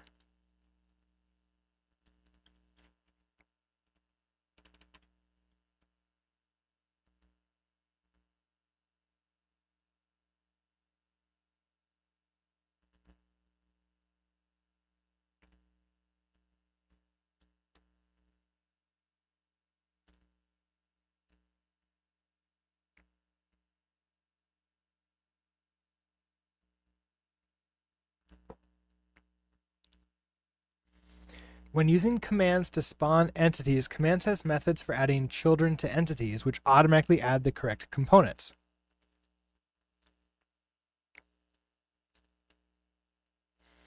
Command spawn my parent bundle with children. Oh, that's what I want. Okay.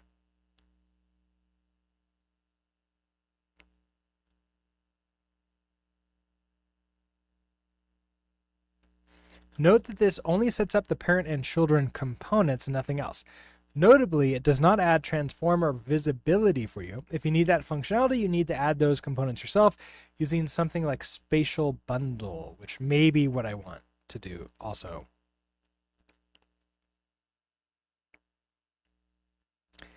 Accessing the parent or children. To make a system that works with the hierarchy, you typically need two queries, one with the components you need from the child entities, one with the components you need from the parent entities. One of the two queries should include the appropriate component to obtain the entity IDs to use with the other. Okay, so query child. Okay, so we want the parent and then the transform.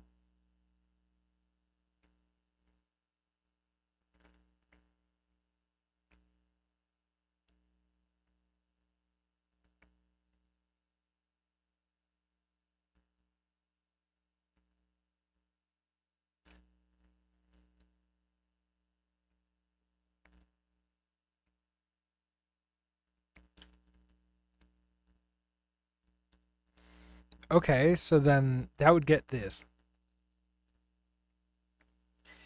You suppose you could create a different mesh and swap it out. And that's what I was thinking of, like just having a mesh and choosing to render it or not render it on the frame based upon if thrust is true or false. That's what I was thinking. So like basically we have the ship mesh, and then I was almost thinking we could have a let thrust mesh.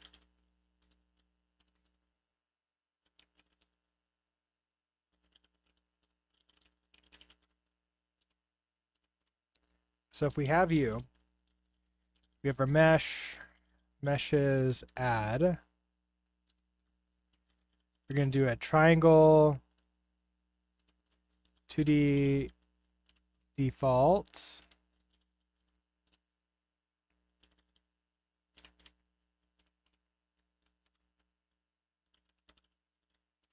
Material.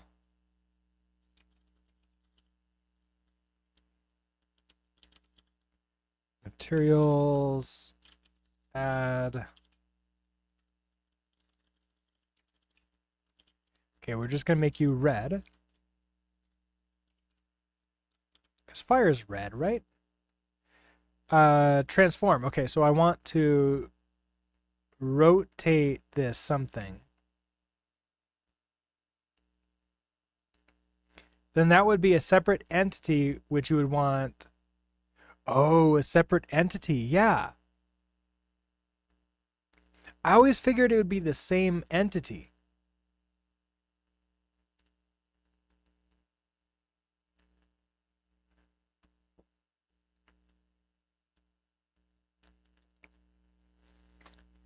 Because last time we did this, when we used, I couldn't remember if we used our own ECS system or if we used specs. But I put it as part of the same entity.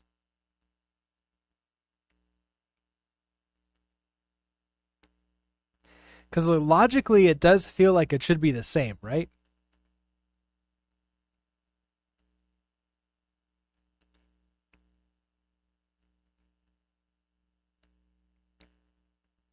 It can't be the same unless you somehow combine the meshes.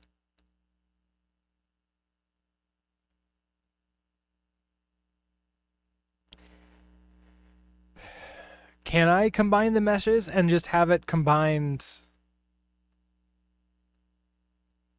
and have like one part of the meshes display or not? Yeah, this is where like I don't know.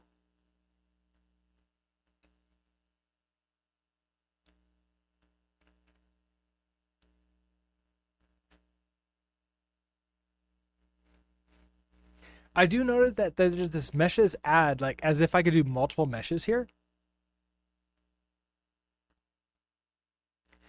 I think the simple thing would be two different shapes, and set the mesh depending on the state. Oh, so having two different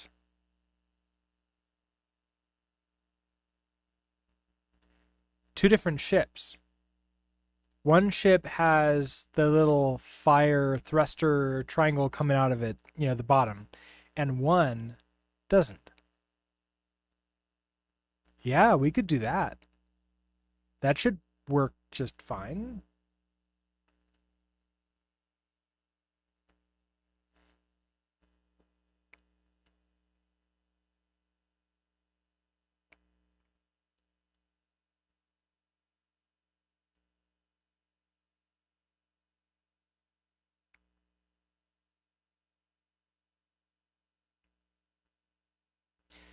So basically then,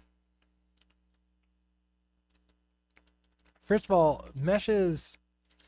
Okay, so can I just do another, like if I want to do another add, there's no add there.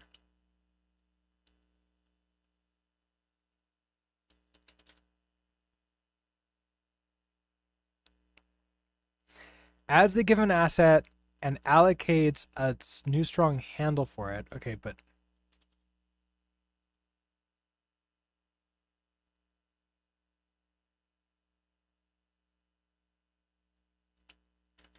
yes, this is just one mesh thing to do.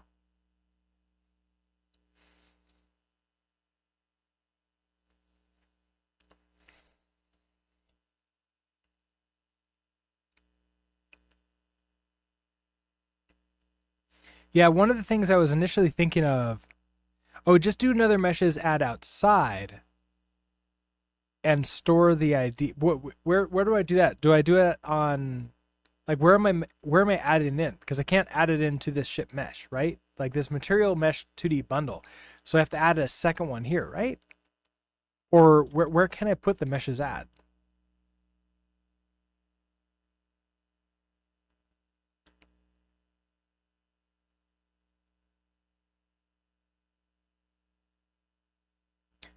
Or like you're talking about like add it to an asset, like put it in an asset?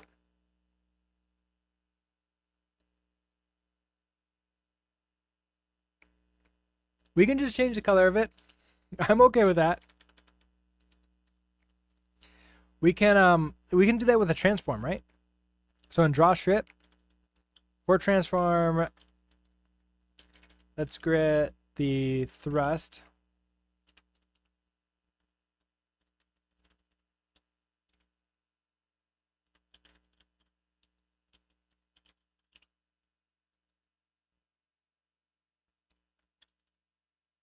Okay, so translation, position. Okay, so we do all that stuff. That's great.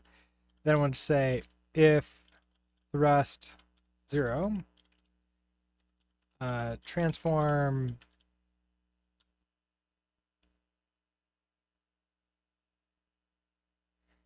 If I created a separate, okay, so for this, we're just going to be nice and simple and change the color.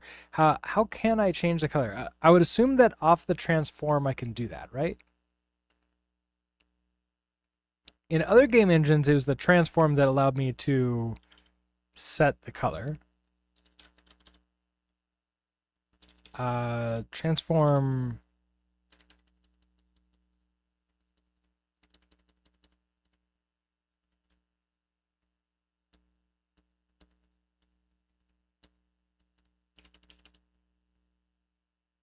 There's a set. There's a field.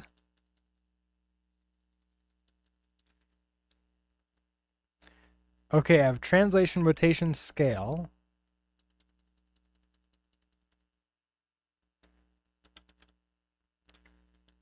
When I was setting the color up here, what is that on? That's on materials. Okay, so it's a material.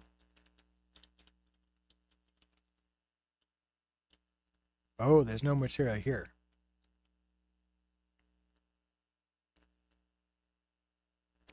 Check the bundle. Okay. Let's... Now, the spatial bundle, is that what I have? No, I have a transform. I have this transform.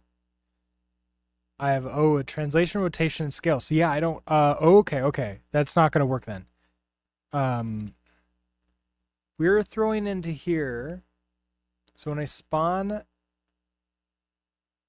the bundle, these should not be old docs. Wait.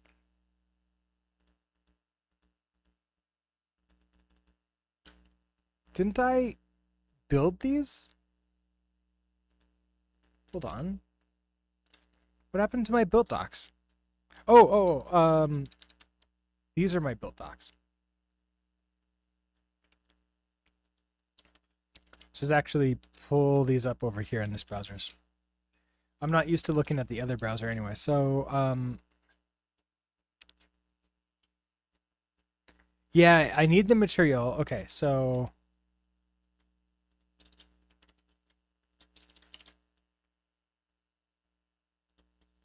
I create this ship mesh. So I have this material mesh 2D bundle. So ship mesh, and I just throw this into here, which is the material mesh 2D bundle.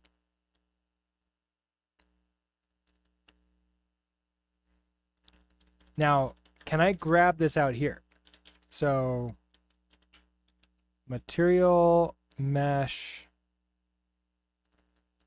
I can, but it needs a type. Can I give it an anonymous type?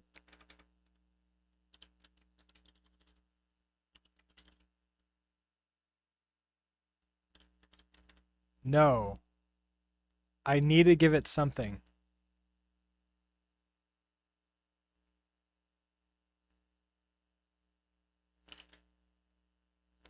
When I create this, color material. Okay, color material.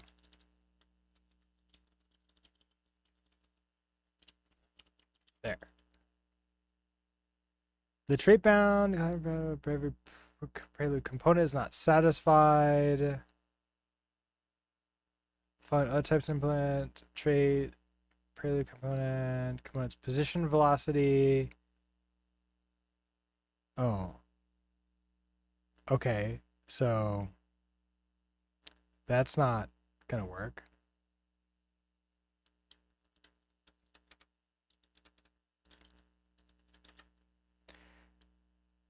Now, is there like just a material that I can get? Would that work?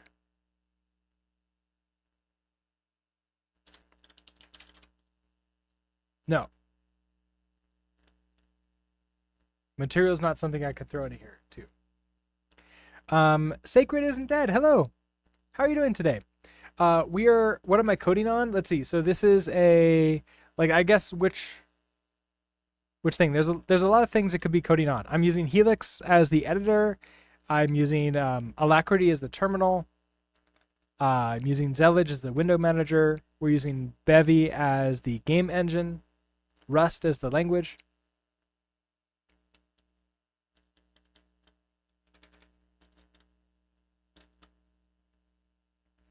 I think you can just override the handle color material for the entity.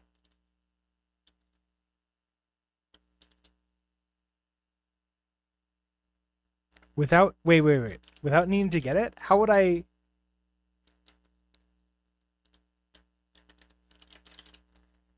I get the handle?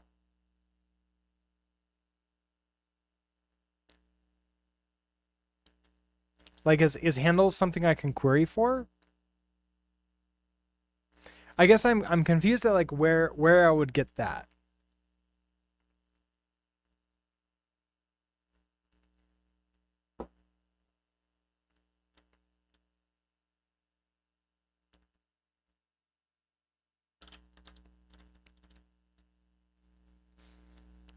Now, I guess the other thing is, oh yeah, because it's auto rendering. Oh, I need commands.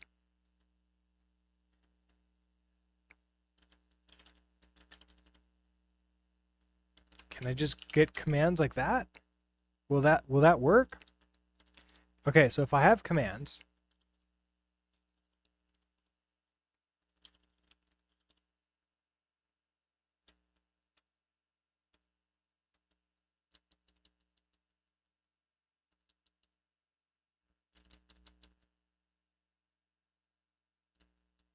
what would I get though? Get oh, entity by entity ID. Do I know what the entity is? Oh, an ad break just started. Sorry about that. I don't. I am not seeing them come up ahead of time. Uh, I'll respond to Sacred after the ad break ends.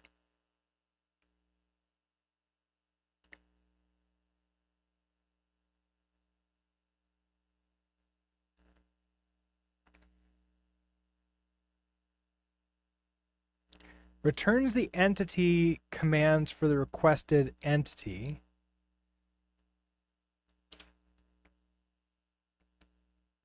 I need to get the entity ID, but I don't have the entity, right?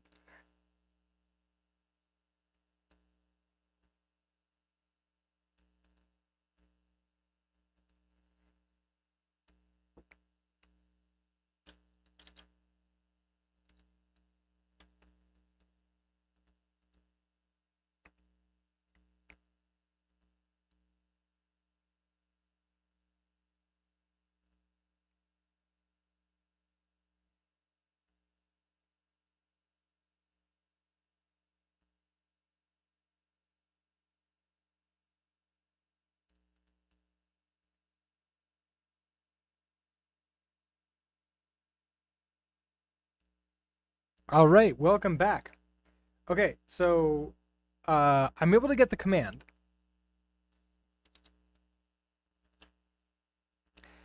I don't know what the entity ID is, though. I don't know how to find that. So I was going to start looking through the documentation to see what that was. Sacred, you stumbled on a crazy way to search for prime numbers fast.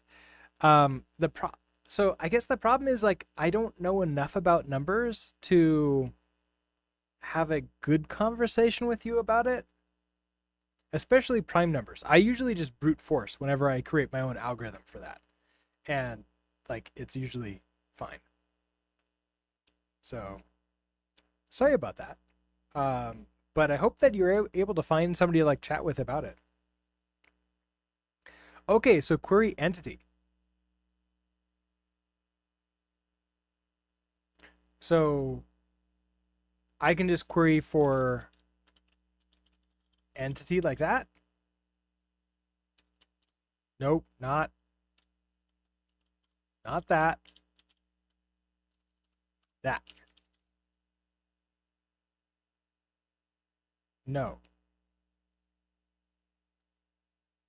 No reference. Really? Won't that take ownership of it? Oh. Oh.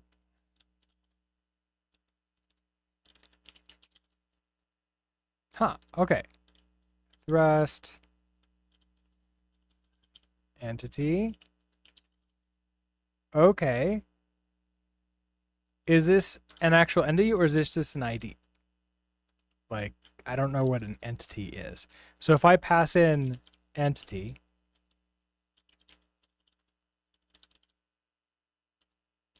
let's say okay, these are entity commands.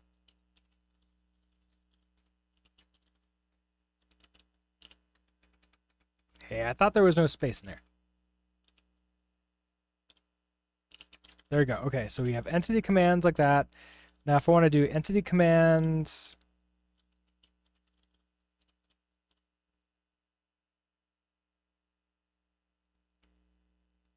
then you can insert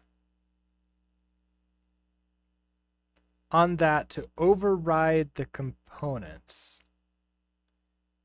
Do I want to insert or do I want to up? Because I just want to update, right? I don't want to insert.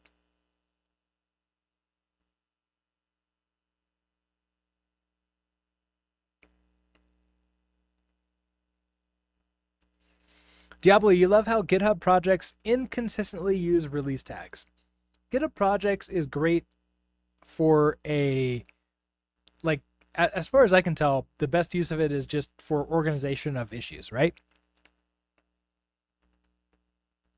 But can I update a handle?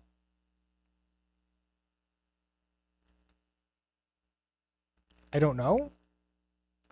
I want to update, I want to get a mutable reference to the mesh so I can update its color. Or I want some way to render the mesh myself in a system so I can update I can set the color at that time. Oh, use insert to replace the handle color material. Okay, hold on. So I can't, so I want to insert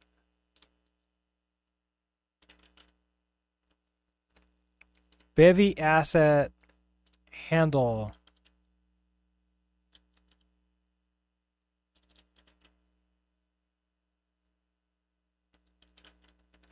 Okay, so I need a handle.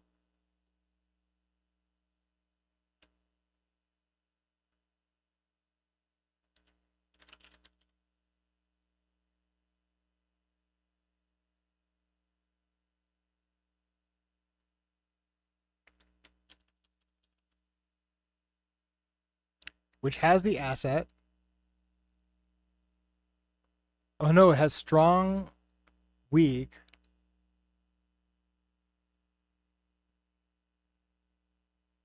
So the question is what you put there. You need to save the output of the add when you add the color to the assets.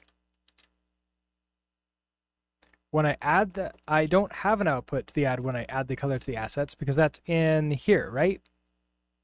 Or do I need to do this in a separate line? Maybe that's what I need to do.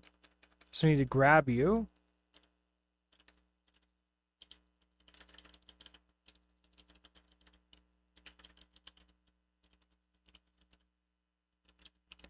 Do that.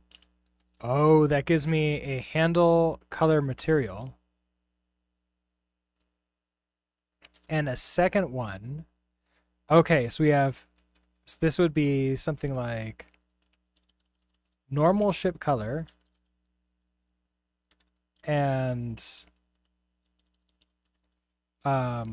thrusting ship color. We start with normal ship color in the material.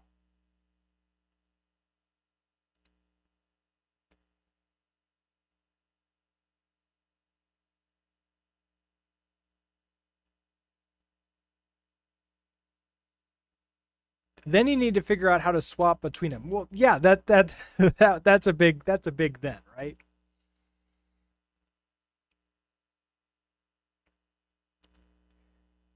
Do I? Okay, so I need to figure out how to, in here, so we have our commands.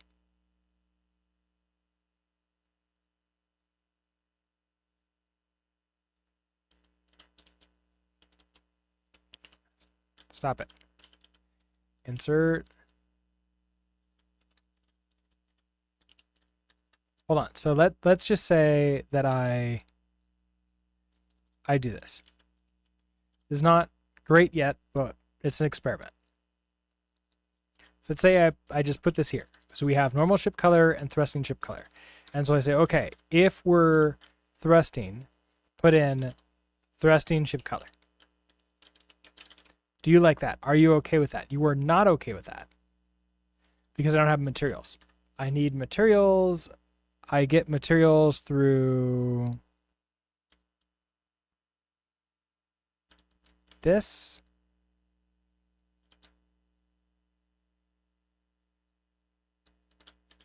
Like that. Okay. So it gives me materials. Ship commands.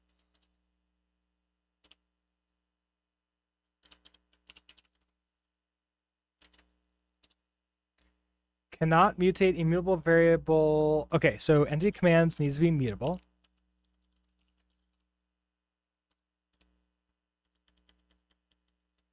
Thrusting chip color. I move it there. Okay, so let's just clone you because why not?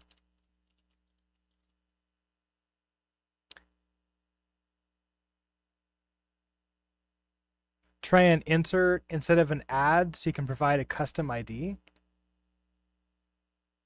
Don't wait, this is an insert, right? I'm inserting here.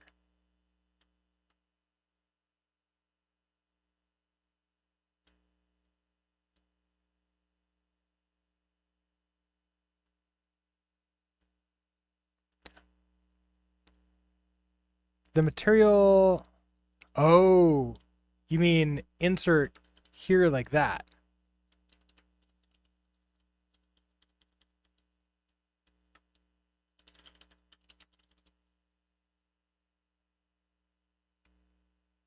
It did not like that at all. Mytha takes 2 arguments, but 1 argument was supplied.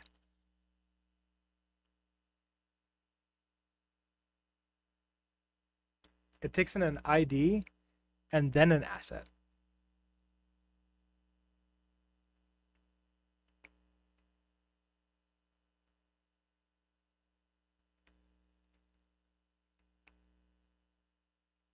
Oh, and you have a link. Okay.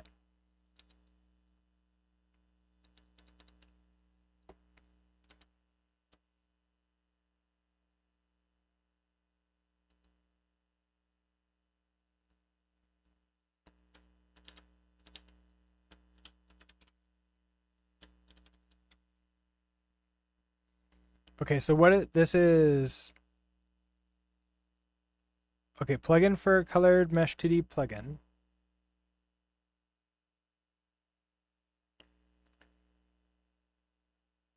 So loader custom shader. We're not using shaders, so I would assume that this is different.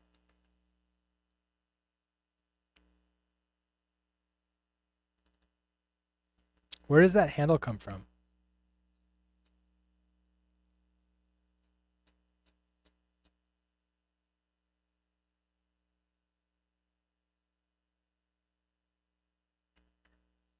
I didn't see it, but I might have missed it.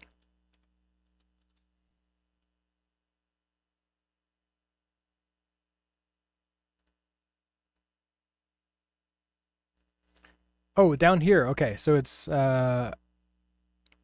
const handle to the custom shader with a custom. Okay, so handle weak from. Oh, literally hard coded ID. Tea Kettle, hello. How are you doing today? Yeah, and replace shader with color material. Okay. So I can create a just const handle shader. Okay, so I'm going to put this to the side so I can reference it. So we're going to have. So we're going to have a const. This is going to be a.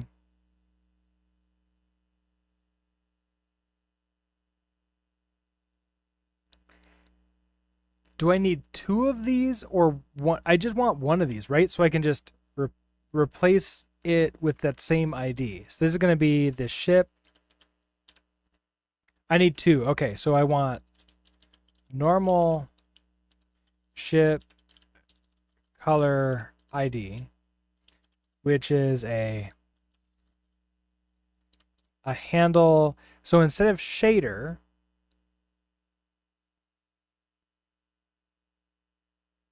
it's a color.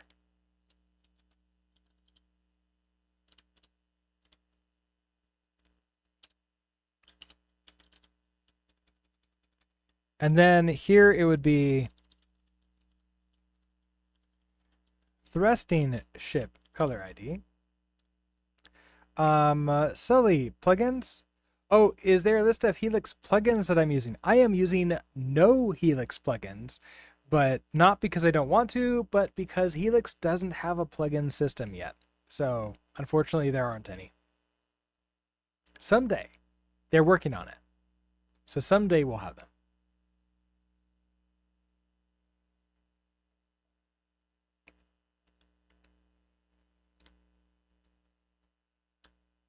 This is a vanilla helix? Yes, this is vanilla helix.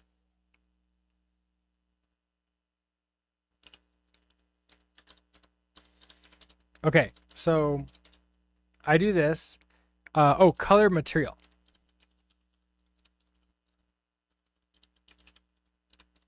Color material. And then I want this to be a color,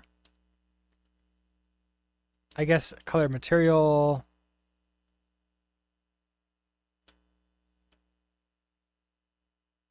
Oh, I just do this. Handle, okay, so handle week from U128, and then I just hard code a number like that.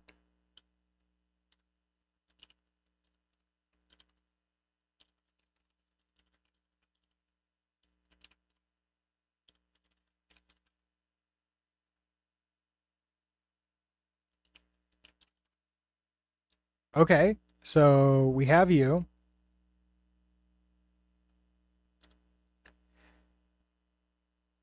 Materials insert. Because I insert those into materials.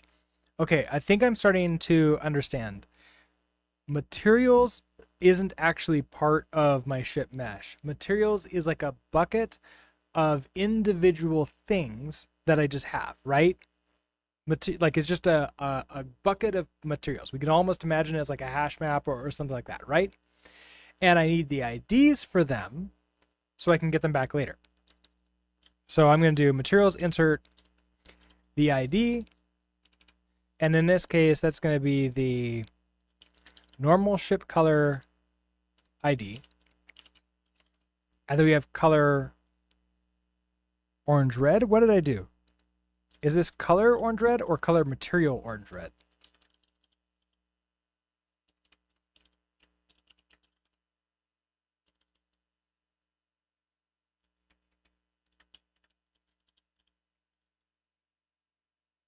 Oh, you're right. An into. Material. I forgot that we had the into on the other one. That doesn't like it.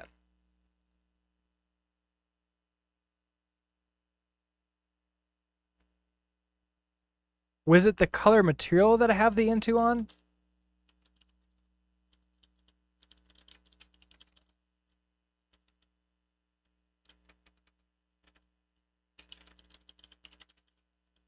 That's what it was. Okay, we got it. So then here again, so we're going to do an into. And this is going to be a thrusting ship color ID going to there. What the? Okay, how?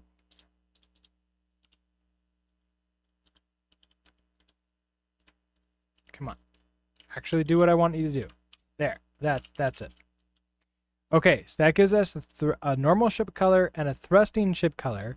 For our material, we start with, so expected a handle here. This is going to be a handle. Wait, which handle is this? So handle weak strong?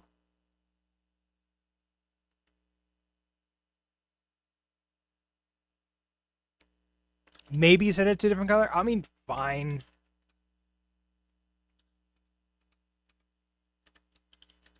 Just because it's easier to see if it works.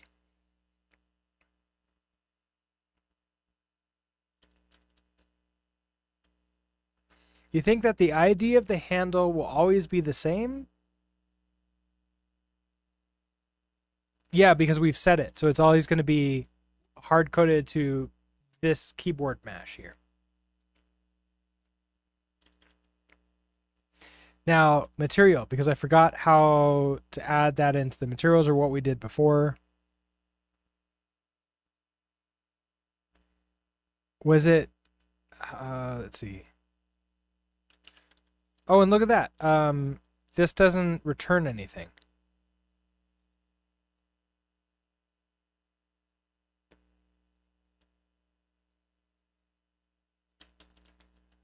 So what what what do you take? You take a, do I just, oh, is it just the handle? So is it just normal ship color ID?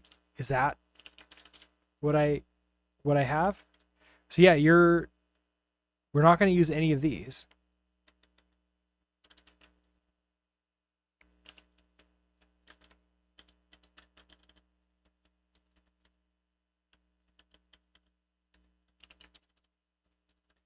Okay, so we insert those. We have the IDs. We get that.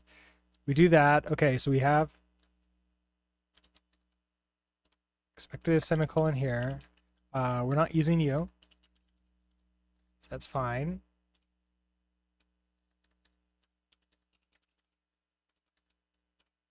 Let's get rid of some of these warnings. That way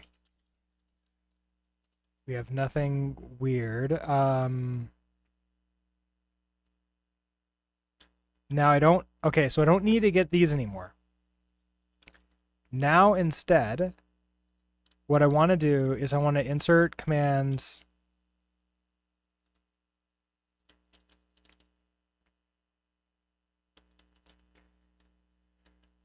But okay, so it wasn't, okay, so we have the materials, but I need to tell the entity to switch, insert the alternate color. Okay, so if I do entity commands, and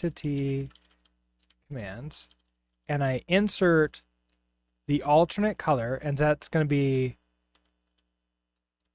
thrusting ship color ID, right? So if I do that, otherwise,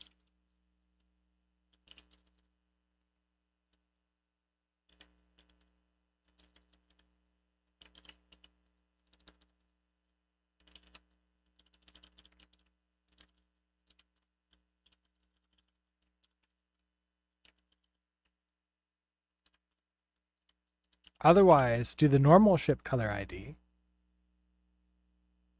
and change the actual color from orange red for the second one. I did. It's now red. Here, we can take a look at it. We have orange, red, and red.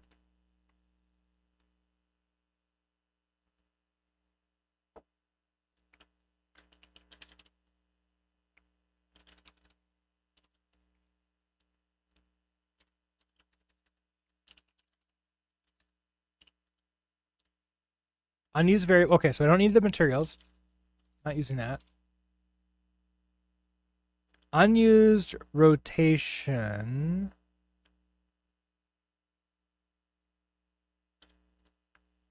So I don't actually need the rotation here.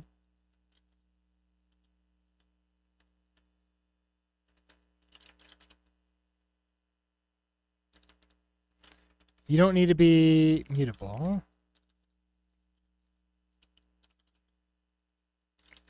Okay, no errors, no warnings. What's the chance that this works?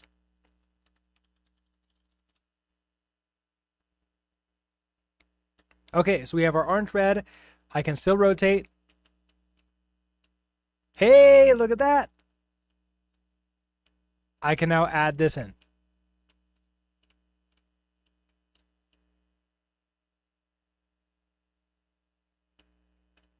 Yeah, interesting solution to have a cons handle. Yeah, that is a super interesting one.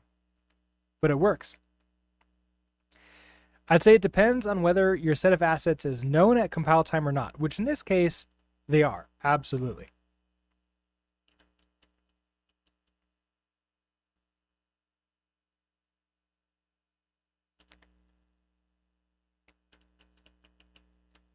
Now, I mean, it'd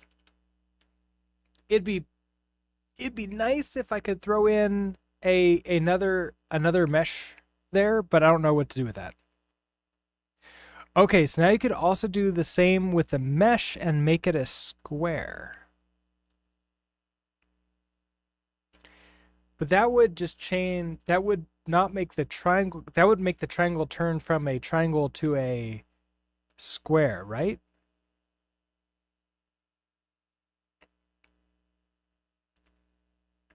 I mean, what I would really like to do is to have a triangle like this.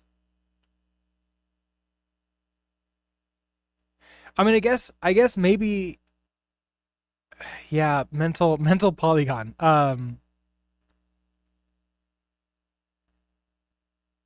If I could have exactly the same as this, but with just a little bit like, either like, yeah, square right here, a triangle right here, it doesn't really matter what it is. Two of them, it work. Any of those really works.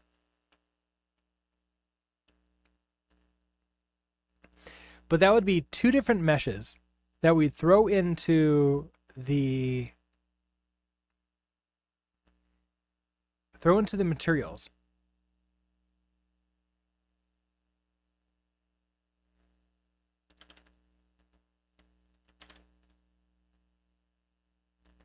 Kukma, hello. How are you doing today? Is there a tutorial what briefly describing the benefits of ECS and Rust? Can you recommend some? You know what? I don't know if there's any great tutorials on like the benefits of ECS and Rust. There are two that I would basically mention. Like one, maybe the reason why like most games end up using ECS is speed. When you're reading through like vex or structs or anything, I guess like the vex of values um, in sequence, then the CPU will grab those together and so like grab chunks of them and load them into cache, which will then be super, super, super fast. And then you can process them all together at the same time. So an ECS system makes it easy for you to store all your stuff in the equivalent of vectors or something similar to that. So it's really fast to process all of your stuff every single frame. For Rust, doing things like more data driven, which ECS definitely is, like basically you're storing your data together and you're managing chunks of data at a time.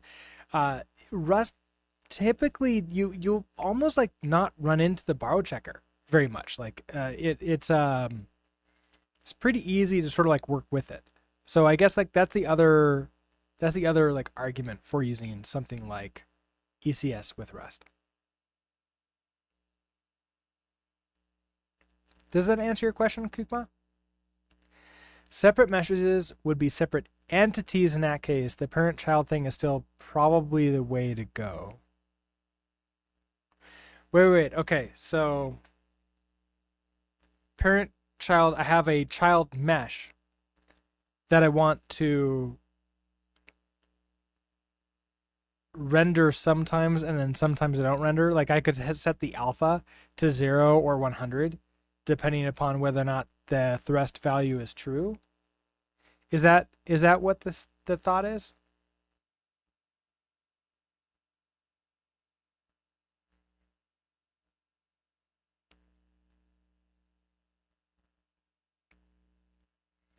Or just remove one of the components that is needed to render?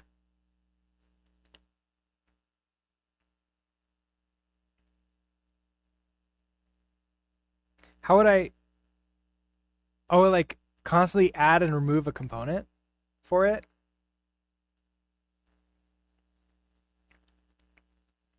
Like I insert the component and then I remove the component? Oh, that we could potentially do something like that. Or change the mesh. Yeah, I guess like that's a problem. How do I know which one to do?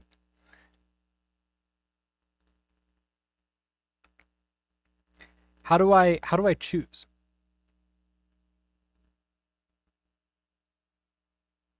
It's the paradox of choice where we have too many choices to choose from. And so therefore we just sort of freeze. And it's like, what do I do? I don't know. There's too many things to choose from. It's not even like which one is the best way to do it. It's just which one is not terrible. Pick one and try it. Takes experience to know. Yeah, that's true. That's very, very, very true. Okay, so because of that, let's commit.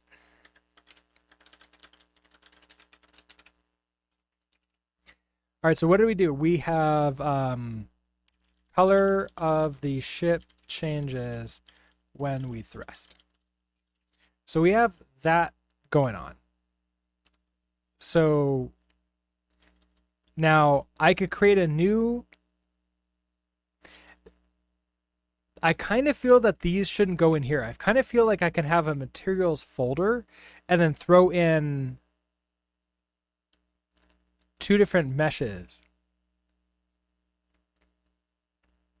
Or at least one thing that I'm thinking about doing is having a thrust mesh, like the, what is it called? Like the burners, engines, or whatever. But let's say I have let engines mesh.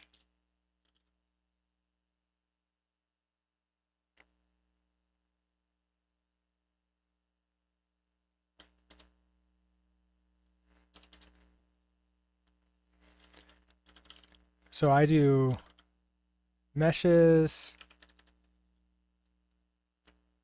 So if I do an add, this is going to give me the handle. Okay, so we now know that the handle is actually just basically the equivalent of an ID that I can grab somewhere else.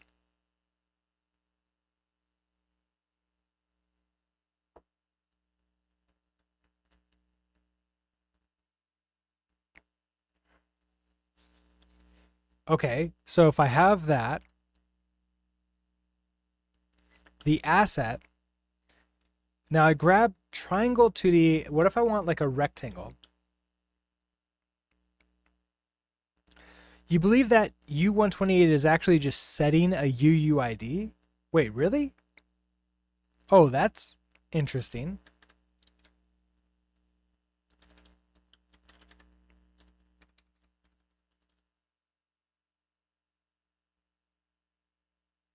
I mean, so it creates...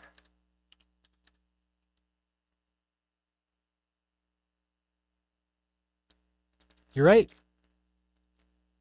Huh, it's creating a UUID from a U128. Is it using like, I don't...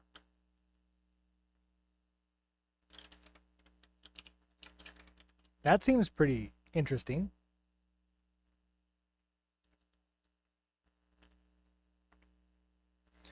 Okay, so let's imagine that I want to create just a mesh of a rectangle, right? So I want a add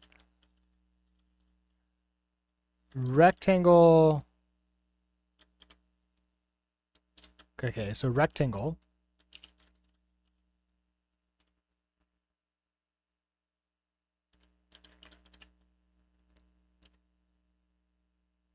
New. Let's do width of, I don't know, 10 and a height of like, I don't know, 50. It's going to be really big. I don't want to do more right now. I want to keep it big to make it easy to see. And then we can shrink this down to like, 2, 3 or something like that. 1.5, 2. Oh, and add start in 1 minute.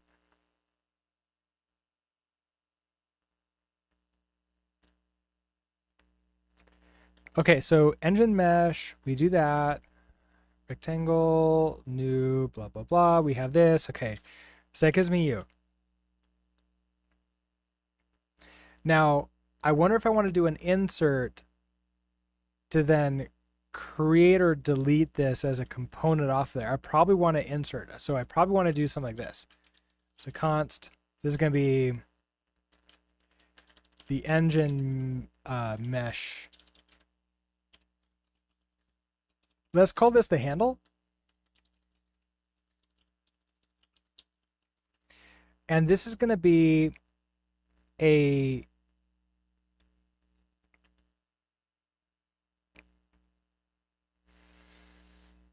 mesh.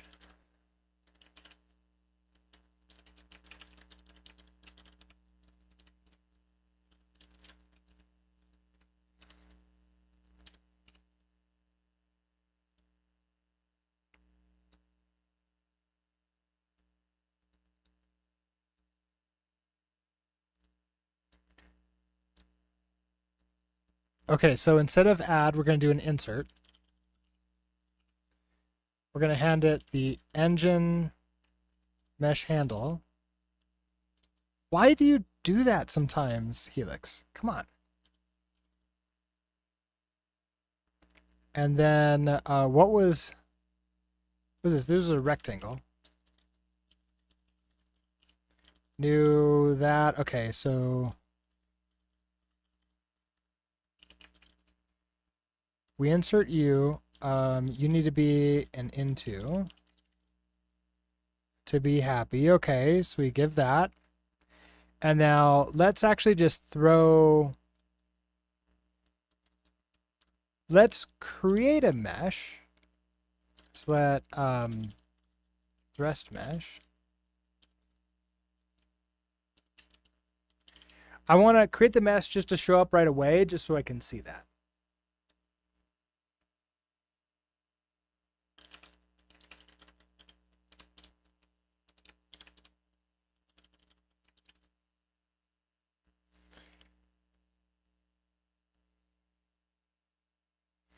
So the mesh here would be the what did I call it? Engine mesh handle, right? The material would be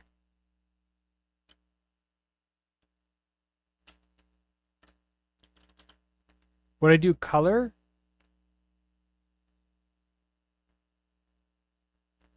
I have a mesh that is an entity. Don't I want to create another mesh and add that as a component of this entity? Because the entity is... I can't?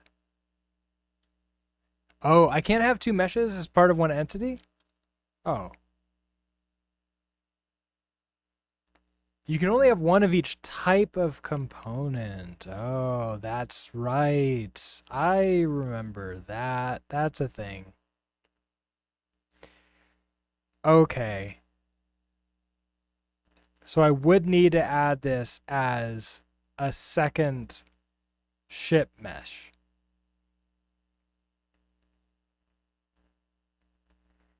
Oh, so yeah, okay, hold on. I create two meshes or a child entity. I always thought it was going to be a child component. A child entity.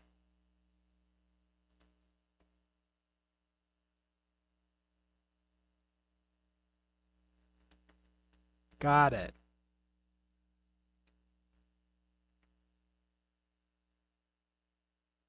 Yeah, entity relations. Okay.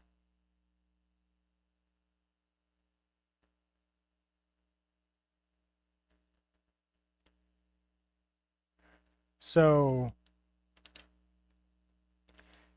all right. So first off, I need the mesh. So we have the thrust mesh is this. So I want you're going to be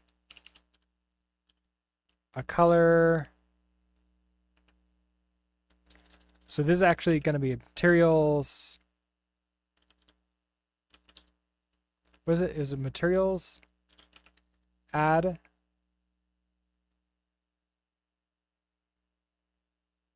Why don't you help me out here? Materials. That's why. Materials. Add. Asset. I want color red. Into with that. Okay. Let's transform it. Actually, I don't think I need to transform it because I made it really big already, right?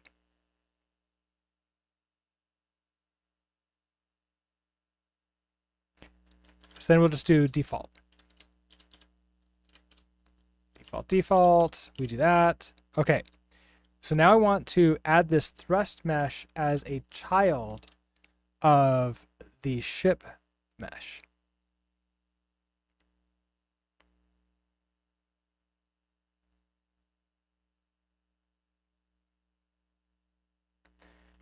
So, okay, spawn. Okay, so I am currently not grabbing the result of this. So I want let ship equals that. So we have entity commands there. And then I want do the same. Okay, so also do the same for the child. So then we're going to have let ship thruster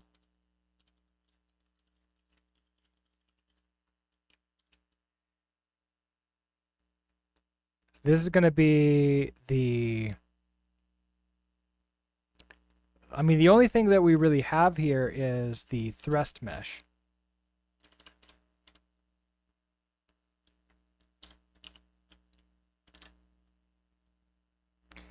Add the child to the parent. Okay, commands entity parent push children. Okay, so then we have interesting. So it's all like in commands. So I don't go from the entity command. So I go commands dot entity ship push children, and you're going to be the ship thruster.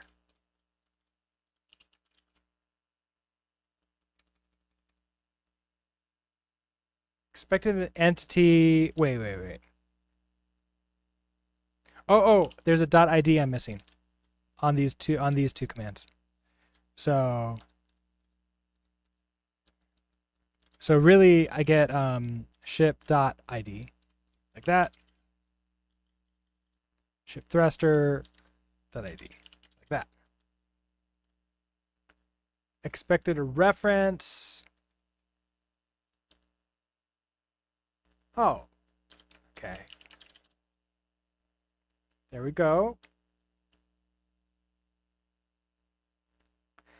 Ship is already entity commands. Either chain it or you. Oh, okay. Because it's entity commands. Okay. Interesting. That's not what this says. This has me use the ID to then do that thing.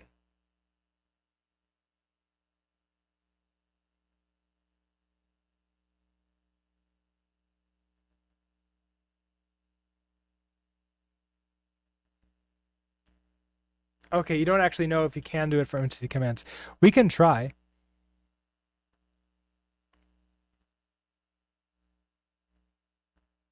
So if I just say here, ship, you're mutable now. I can do ship dot push children ship thruster.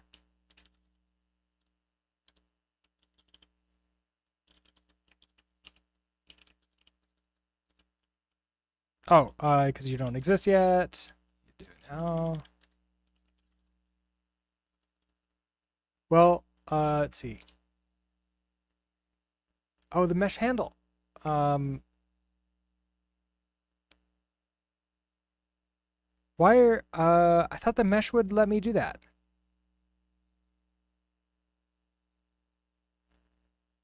Oh, expected to struct mesh 2D handle found. Okay, so I need a mesh 2D handle. Instead of handle. So would this be a mesh handle? Oh, and you think this would just be add child?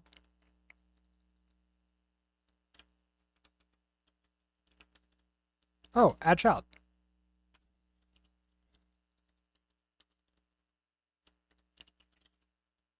Okay, that's good.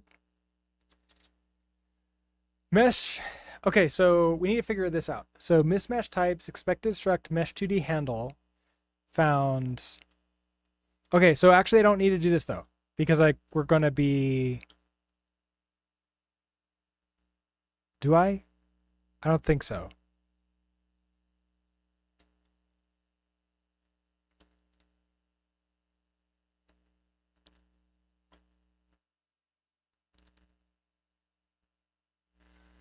So, okay, I insert this mesh, and I want this to go into here. Yeah, I shouldn't need it anymore. Although, I am going to need to remove and add it as a child over and over again, aren't I?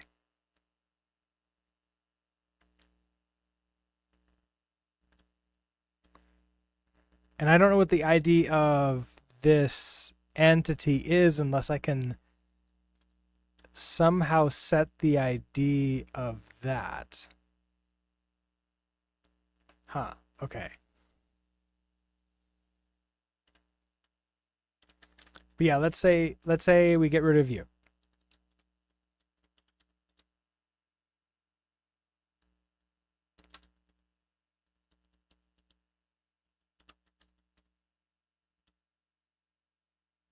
I think just removing the transform might stop it from rendering. Or we could also try to set its alpha or something to 0 or not. But yeah, we can probably just remove the transform and or some we can figure something out. We'll figure something out.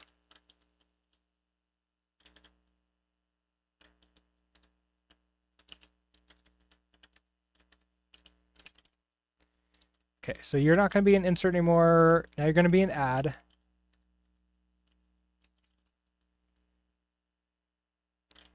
Do you need to be like an into?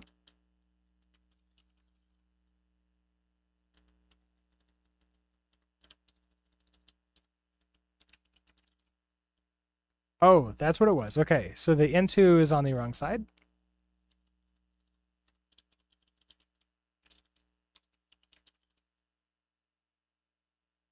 Do I not need the into at all?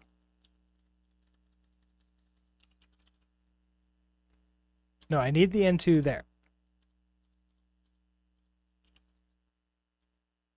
Okay, so there we go.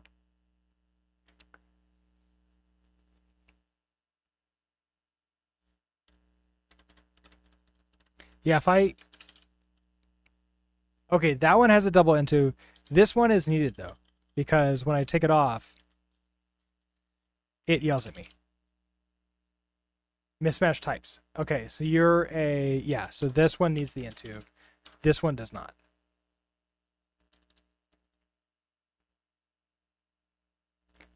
Okay, so... Cannot borrow commands is mutable more than once at a time.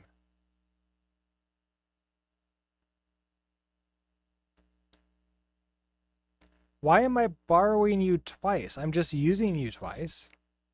But I shouldn't be consuming you here. Why are... What?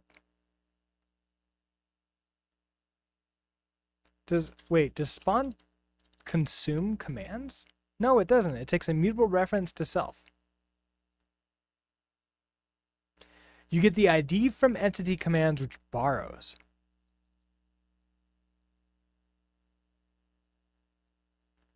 But I get the ID... I don't, though.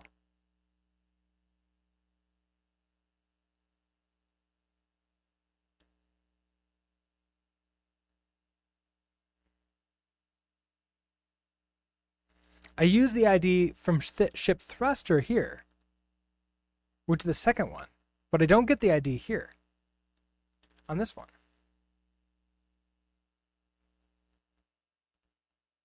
Chain the ID instead of using it right there in add child. Chain the ID? Wait. Chain the ID? How do you chain the ID? There was like a chain?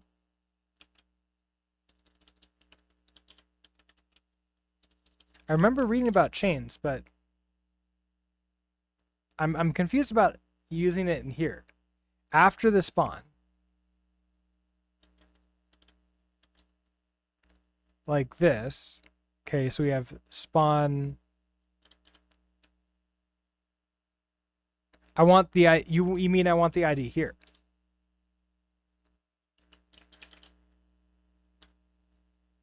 Yeah, but that doesn't change that this command is saying that I can't borrow this more than once.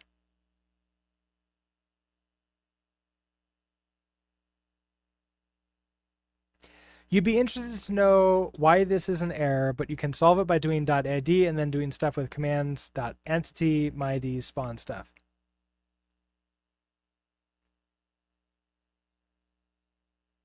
Yeah, I don't know either. That sounds interesting.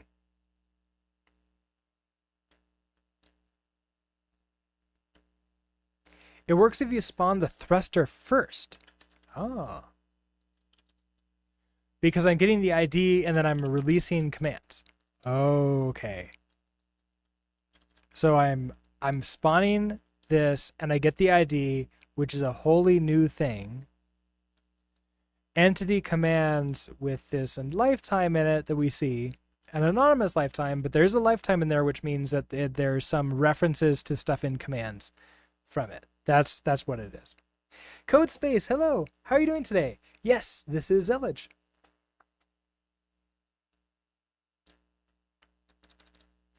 Okay, so that works. No errors. All right. Now I want to see, nope, that, okay, well, I just committed again. I should have a separate window for get stuff and then one window for running this. Okay, well, everything is red now.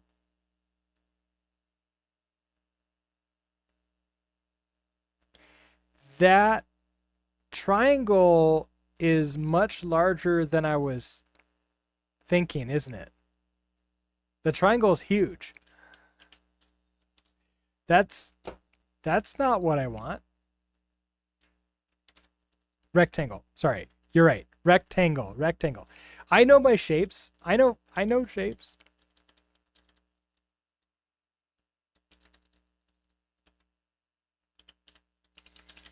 Whoop, no. That's really big. Okay, 1 and 3.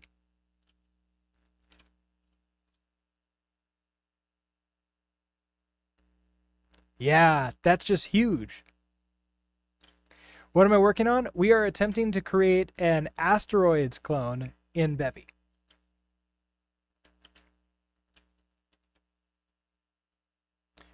Okay, so I like the general idea. What if I do like 0.0.3, 0.7?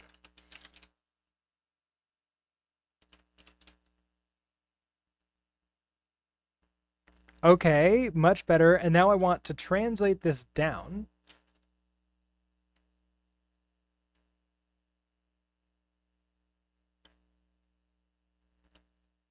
Oh, it does move when I move, and it rotates when I move too. Nice. Okay. So that's going to be good. All right. You know what? I think... Hold on. Where's my editor? Go back. I meant to do that. I meant to do Alt-Right, but I did Command Tab, which is not what I wanted to do at all. Okay, so I need to now translate you down. So this is the thrust mesh. We need to transform. How did I do the transform? Okay, so it's actually just a transform default with translation. Takes a vec3.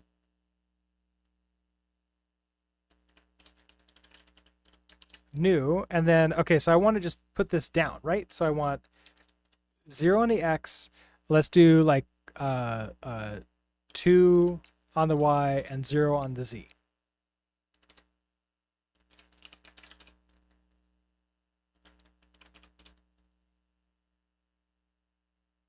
That was the wrong direction. I am not very good at like figuring out what the directions I care to go with is.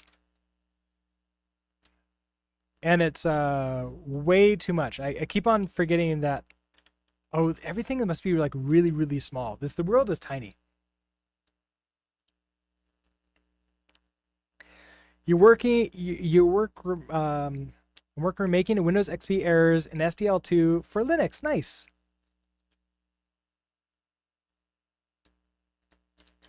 So let's move it down by like 0.5, I think would be fine. Oh, and it needs to be negative. Oh, I have to do 0? Yeah, okay. Go run. All right, so maybe a little bit less tall.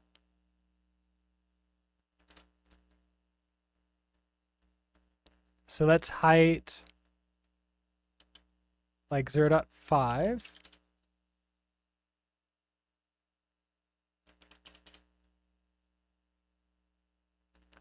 Not too bad. Getting closer. And then let's bring this down to like, just bring it 2 down.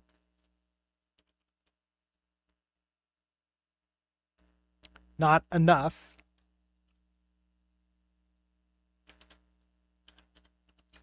Three down. Okay, much better. And now I want to, now it actually said for the Z only deals with what is the order of things that are put on. And I want you to start with, okay, so you're down there and then you're going to be,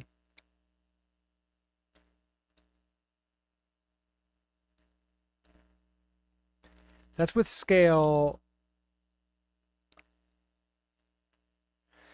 Do I want it to be a transform? It might be a transform.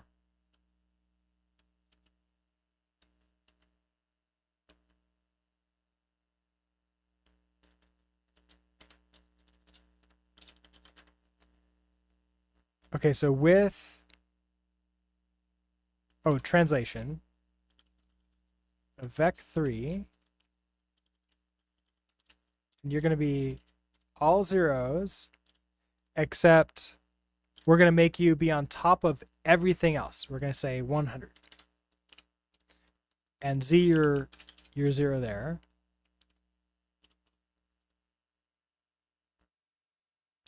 Ooh, I was really kind of hoping that that would cause little engine here that's sort of like every once in a while being rendered on top and then every once in a while being rendered underneath to always be rendered underneath. Because I vaguely remember seeing in Bevy that the Z on 2D is used to determine where it is, like the order to draw things in.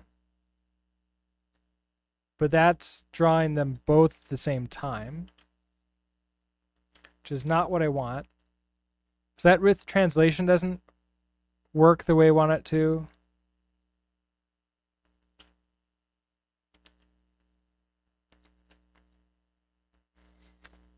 Will you help me out here? Let's see.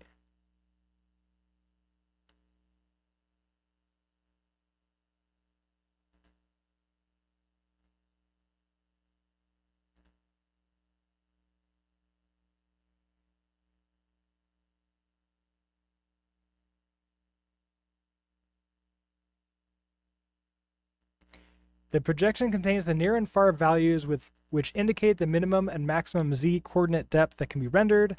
Okay, which is kind of what I want.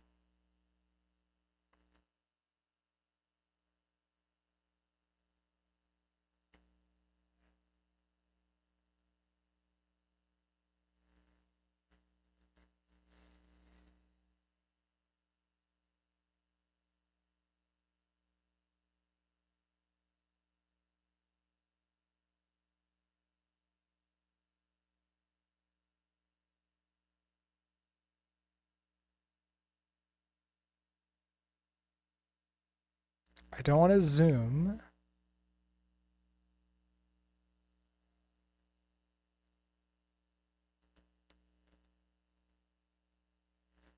Where would I find this?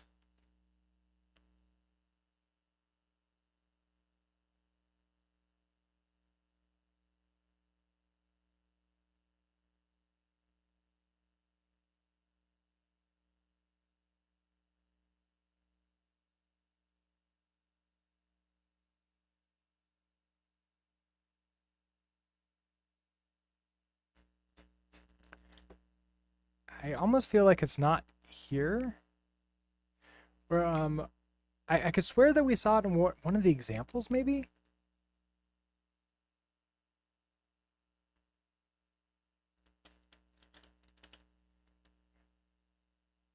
Oh, there's only 17 Z's, so we can look through all of them and see if there's anything where it says what the Z is.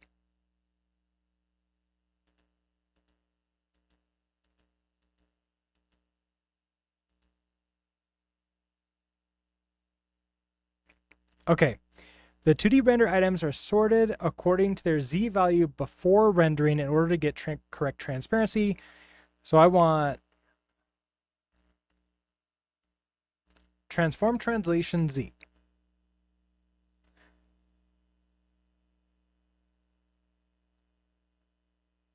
Oh. Well, that's a transparent. That's not what I want.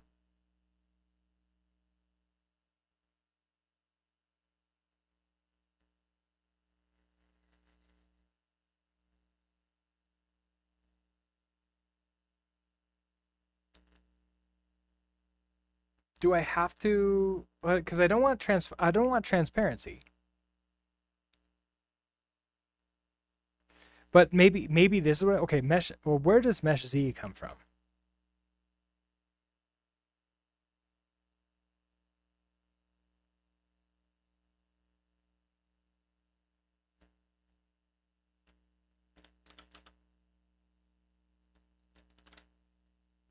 Oh, this. Okay, so Q all entities visible to that view, which is in, what's the system that it's in? Q colored.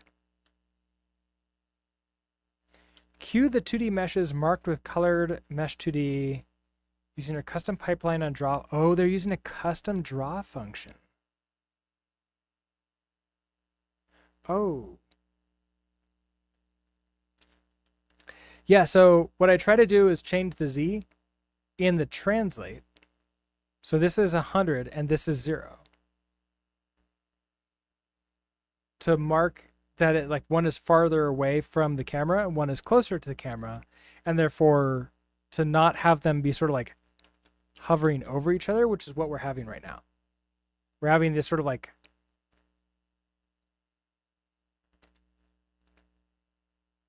I don't know what you call it. Like it's every once in a while. Do I change the translation of the ship later? Oh, I do change the translation of the ship later, don't I? Okay, so hold on. Let's do. So if I do ship Z,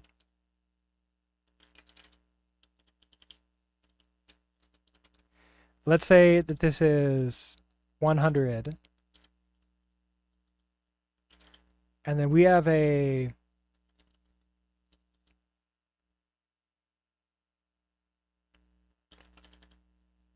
apply velocity. No,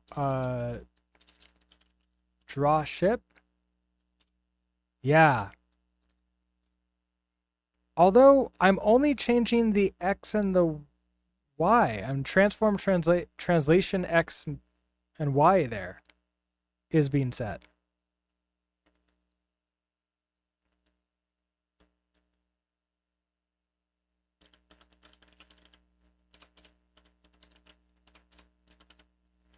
Like, okay, so I can set Z.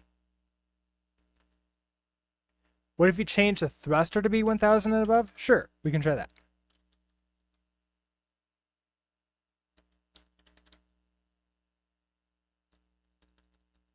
So we'll keep you at 100, and thruster, you'll be at 1000.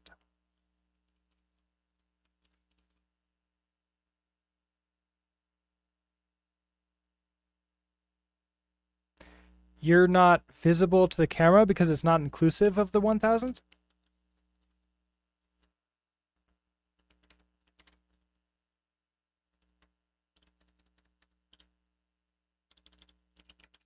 Do 999? Oh, an ad break just started. Huh. Okay, so that's not. We had the little thing showing though.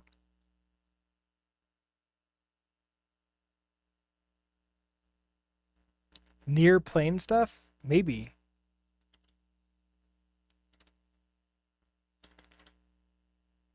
So what if I changed you to be 100 and you to be 0?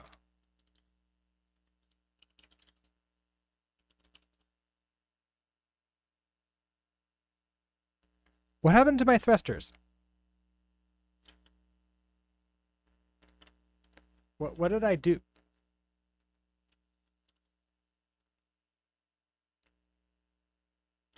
Okay, so if I don't have that there,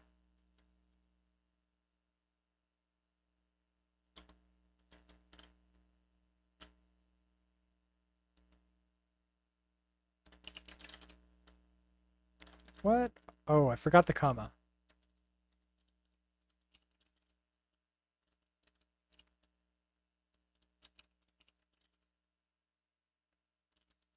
Okay.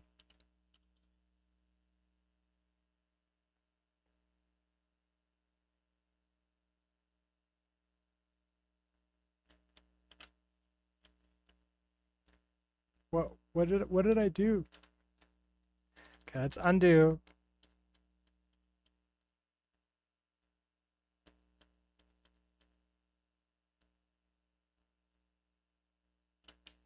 Okay, so I set that to be 100. Okay, so if I save this. Oh, why doesn't Rust allow trailing commas?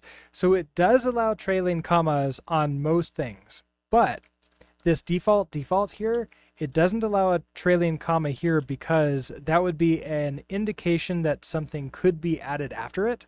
But the way that default works is that it spreads all of default's results out to the rest of this object, which means there literally cannot be anything afterwards. So it's a protection there for us. Basically it's a communication between, well, I guess the writer, so me and me, letting me know I cannot add anything else there legally. But normally, you can add a trailing comma. You can actually see here, trailing commas here at the end of the arguments, and that's perfectly fine.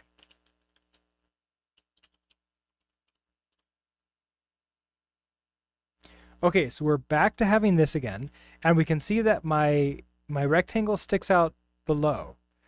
So it's positioned correctly. Now if I, with the rectangle, let's put it to negative instead of positive. No, that was the ship mesh. Well, whatever. Let's put the ship mesh negative. No change.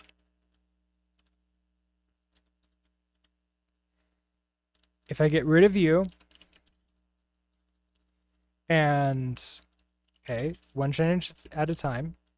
So I got rid of the translation on the ship. Okay, that's still fine. Now I want you to be anything other than 0. So if I have like 10 on the Z, no longer displaying. Interesting.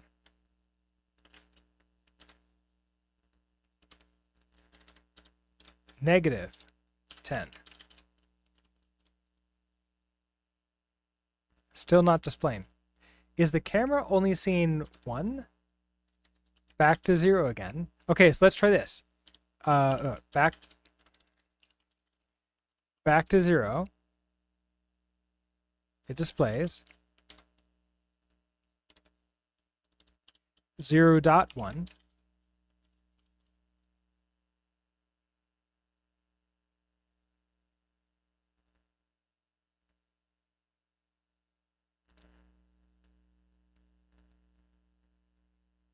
The splat is setting the Z to 100. Yes.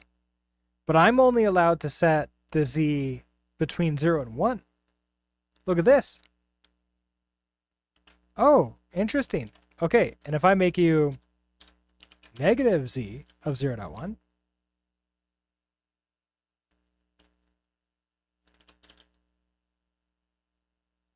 Now it's behind. Now that's behind. Okay, okay. And then finally, for my last trick, we are going to go back to,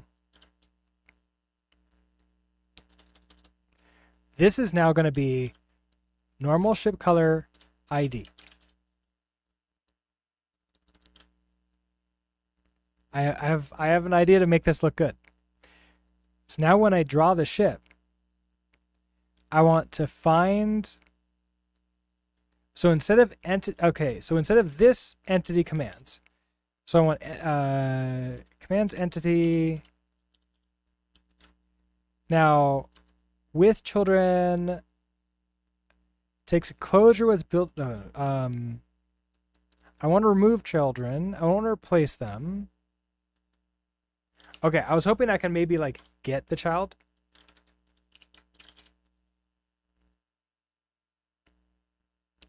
I have to query for the child, don't I? So, hold on, there was instructions for doing that.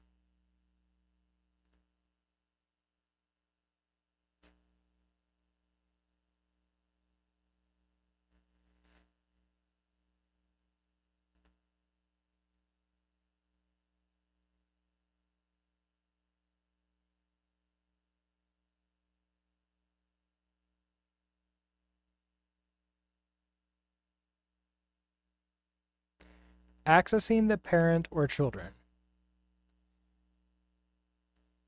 To make a system that works with the hierarchy, you typically need 2 queries. One with the components you need from the child entities. One with the components you need from the parent entities. Okay, so we need query child, and it has the parent and transform.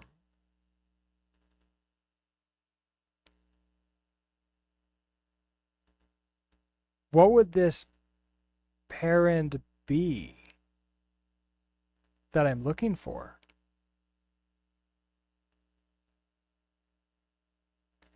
As another example, say we are making a strategy game and we have units that are children of a squad.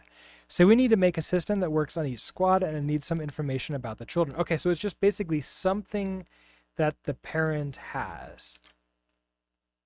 That's what I care about. It's something that the parent has. So this is the query, and then we're going to have mute thruster query. It's another query. And I want a reference to something that only the parent has, which right now is, I mean, thrust. So sure. Thrust. Or wait, is it just width?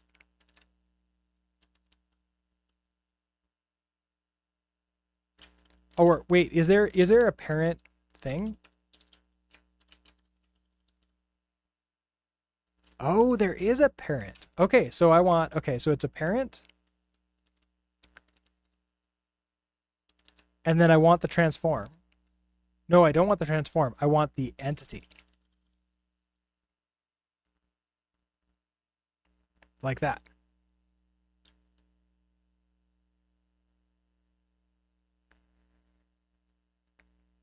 It should be a component. It inserts it for you.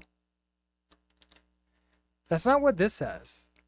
But maybe it does. So hold on.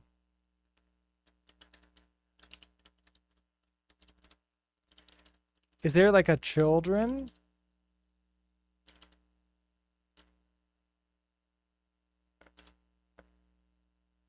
Contains references to the child and okay, so I could do children like this.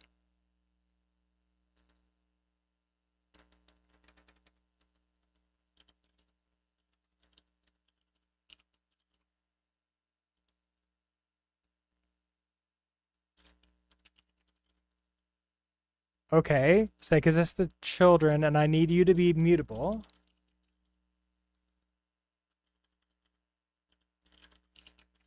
Okay, so we have a mute children. Now, if the thrust is true, I want children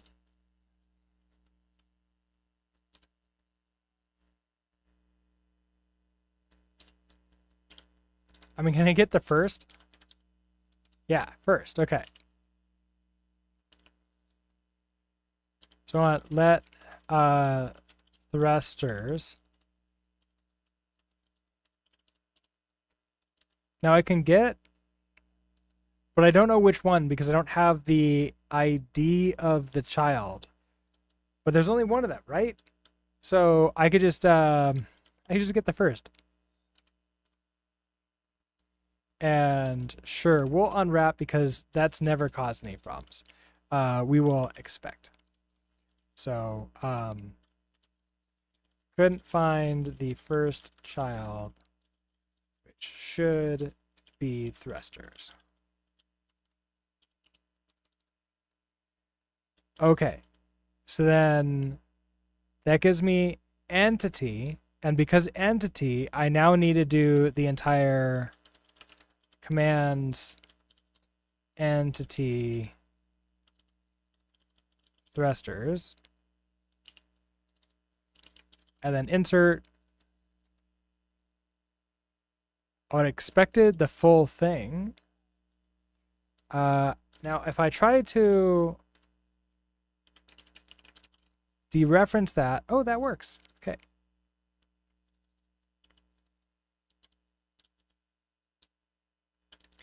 And then I want you to be the normal ship color.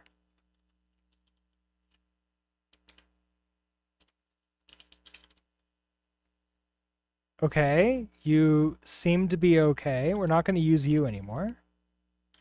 And then also, did I set this to be, yeah, normal ship. Okay, so we start normal ship with that, normal ship with that.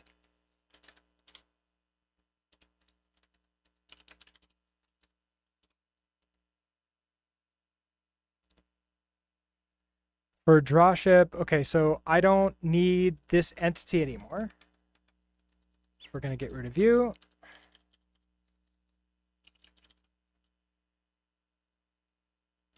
Oh, children doesn't need to be mutable.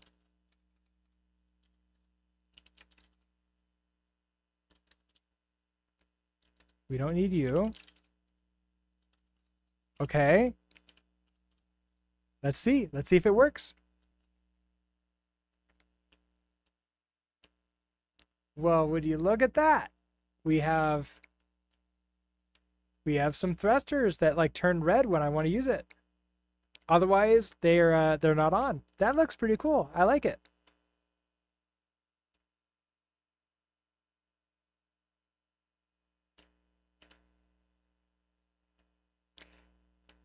Now, if I don't want that to be white, that's perfectly fine.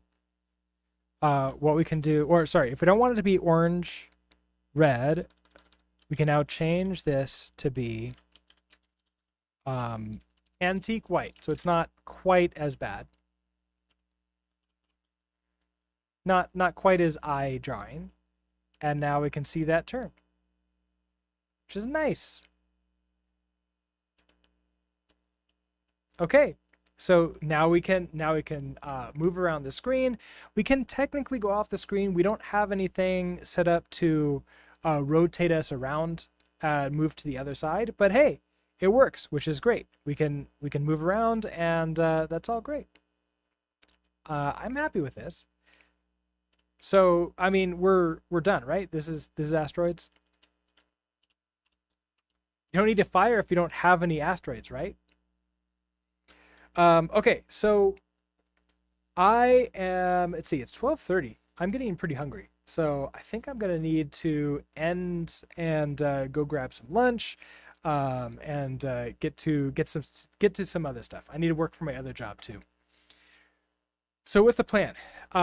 Tomorrow I'm going to continue with this. I should hopefully be able to start at our normal time at 8 a.m. and continue on until about, around, I think I actually have a lunch that I'm heading to, so I might end a little bit early. So actually, it might be around the same amount of time in the day. But we'll continue working on this. Maybe we'll work on wrap next. I feel like we want to move on. We want to work on like all of the movement stuff for the Asteroids game first, at least with the ship, before we create the asteroids. Also, I might want to work on making this a little bit smaller of a ship too. We don't really have much room for maneuvering, but that's a thing. I think we can do that with the scale. Anyway, we'll probably have to have a size too, so we can do calculations for getting destroyed and also if we're on or off screen, which will be fun. So anyways, everybody again, thank you so much for hanging out with me today. I hope that you all have a great rest of your day. There are 40 of us here on Twitch. Is there anybody streaming that we want to raid? Otherwise, we can sort of just end it like normal.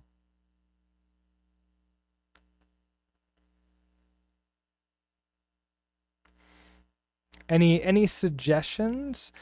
Let's see. We have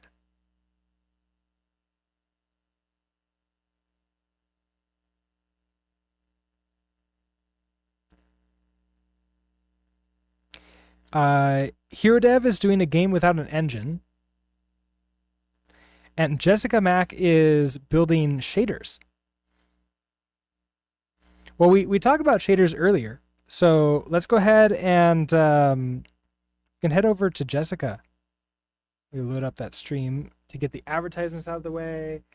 Let me set our raid command.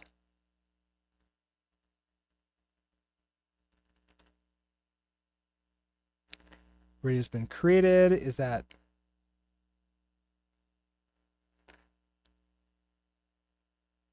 I'm going to assume that's the correct. It looks like the right spelling of it. Yeah, perfect. Okay.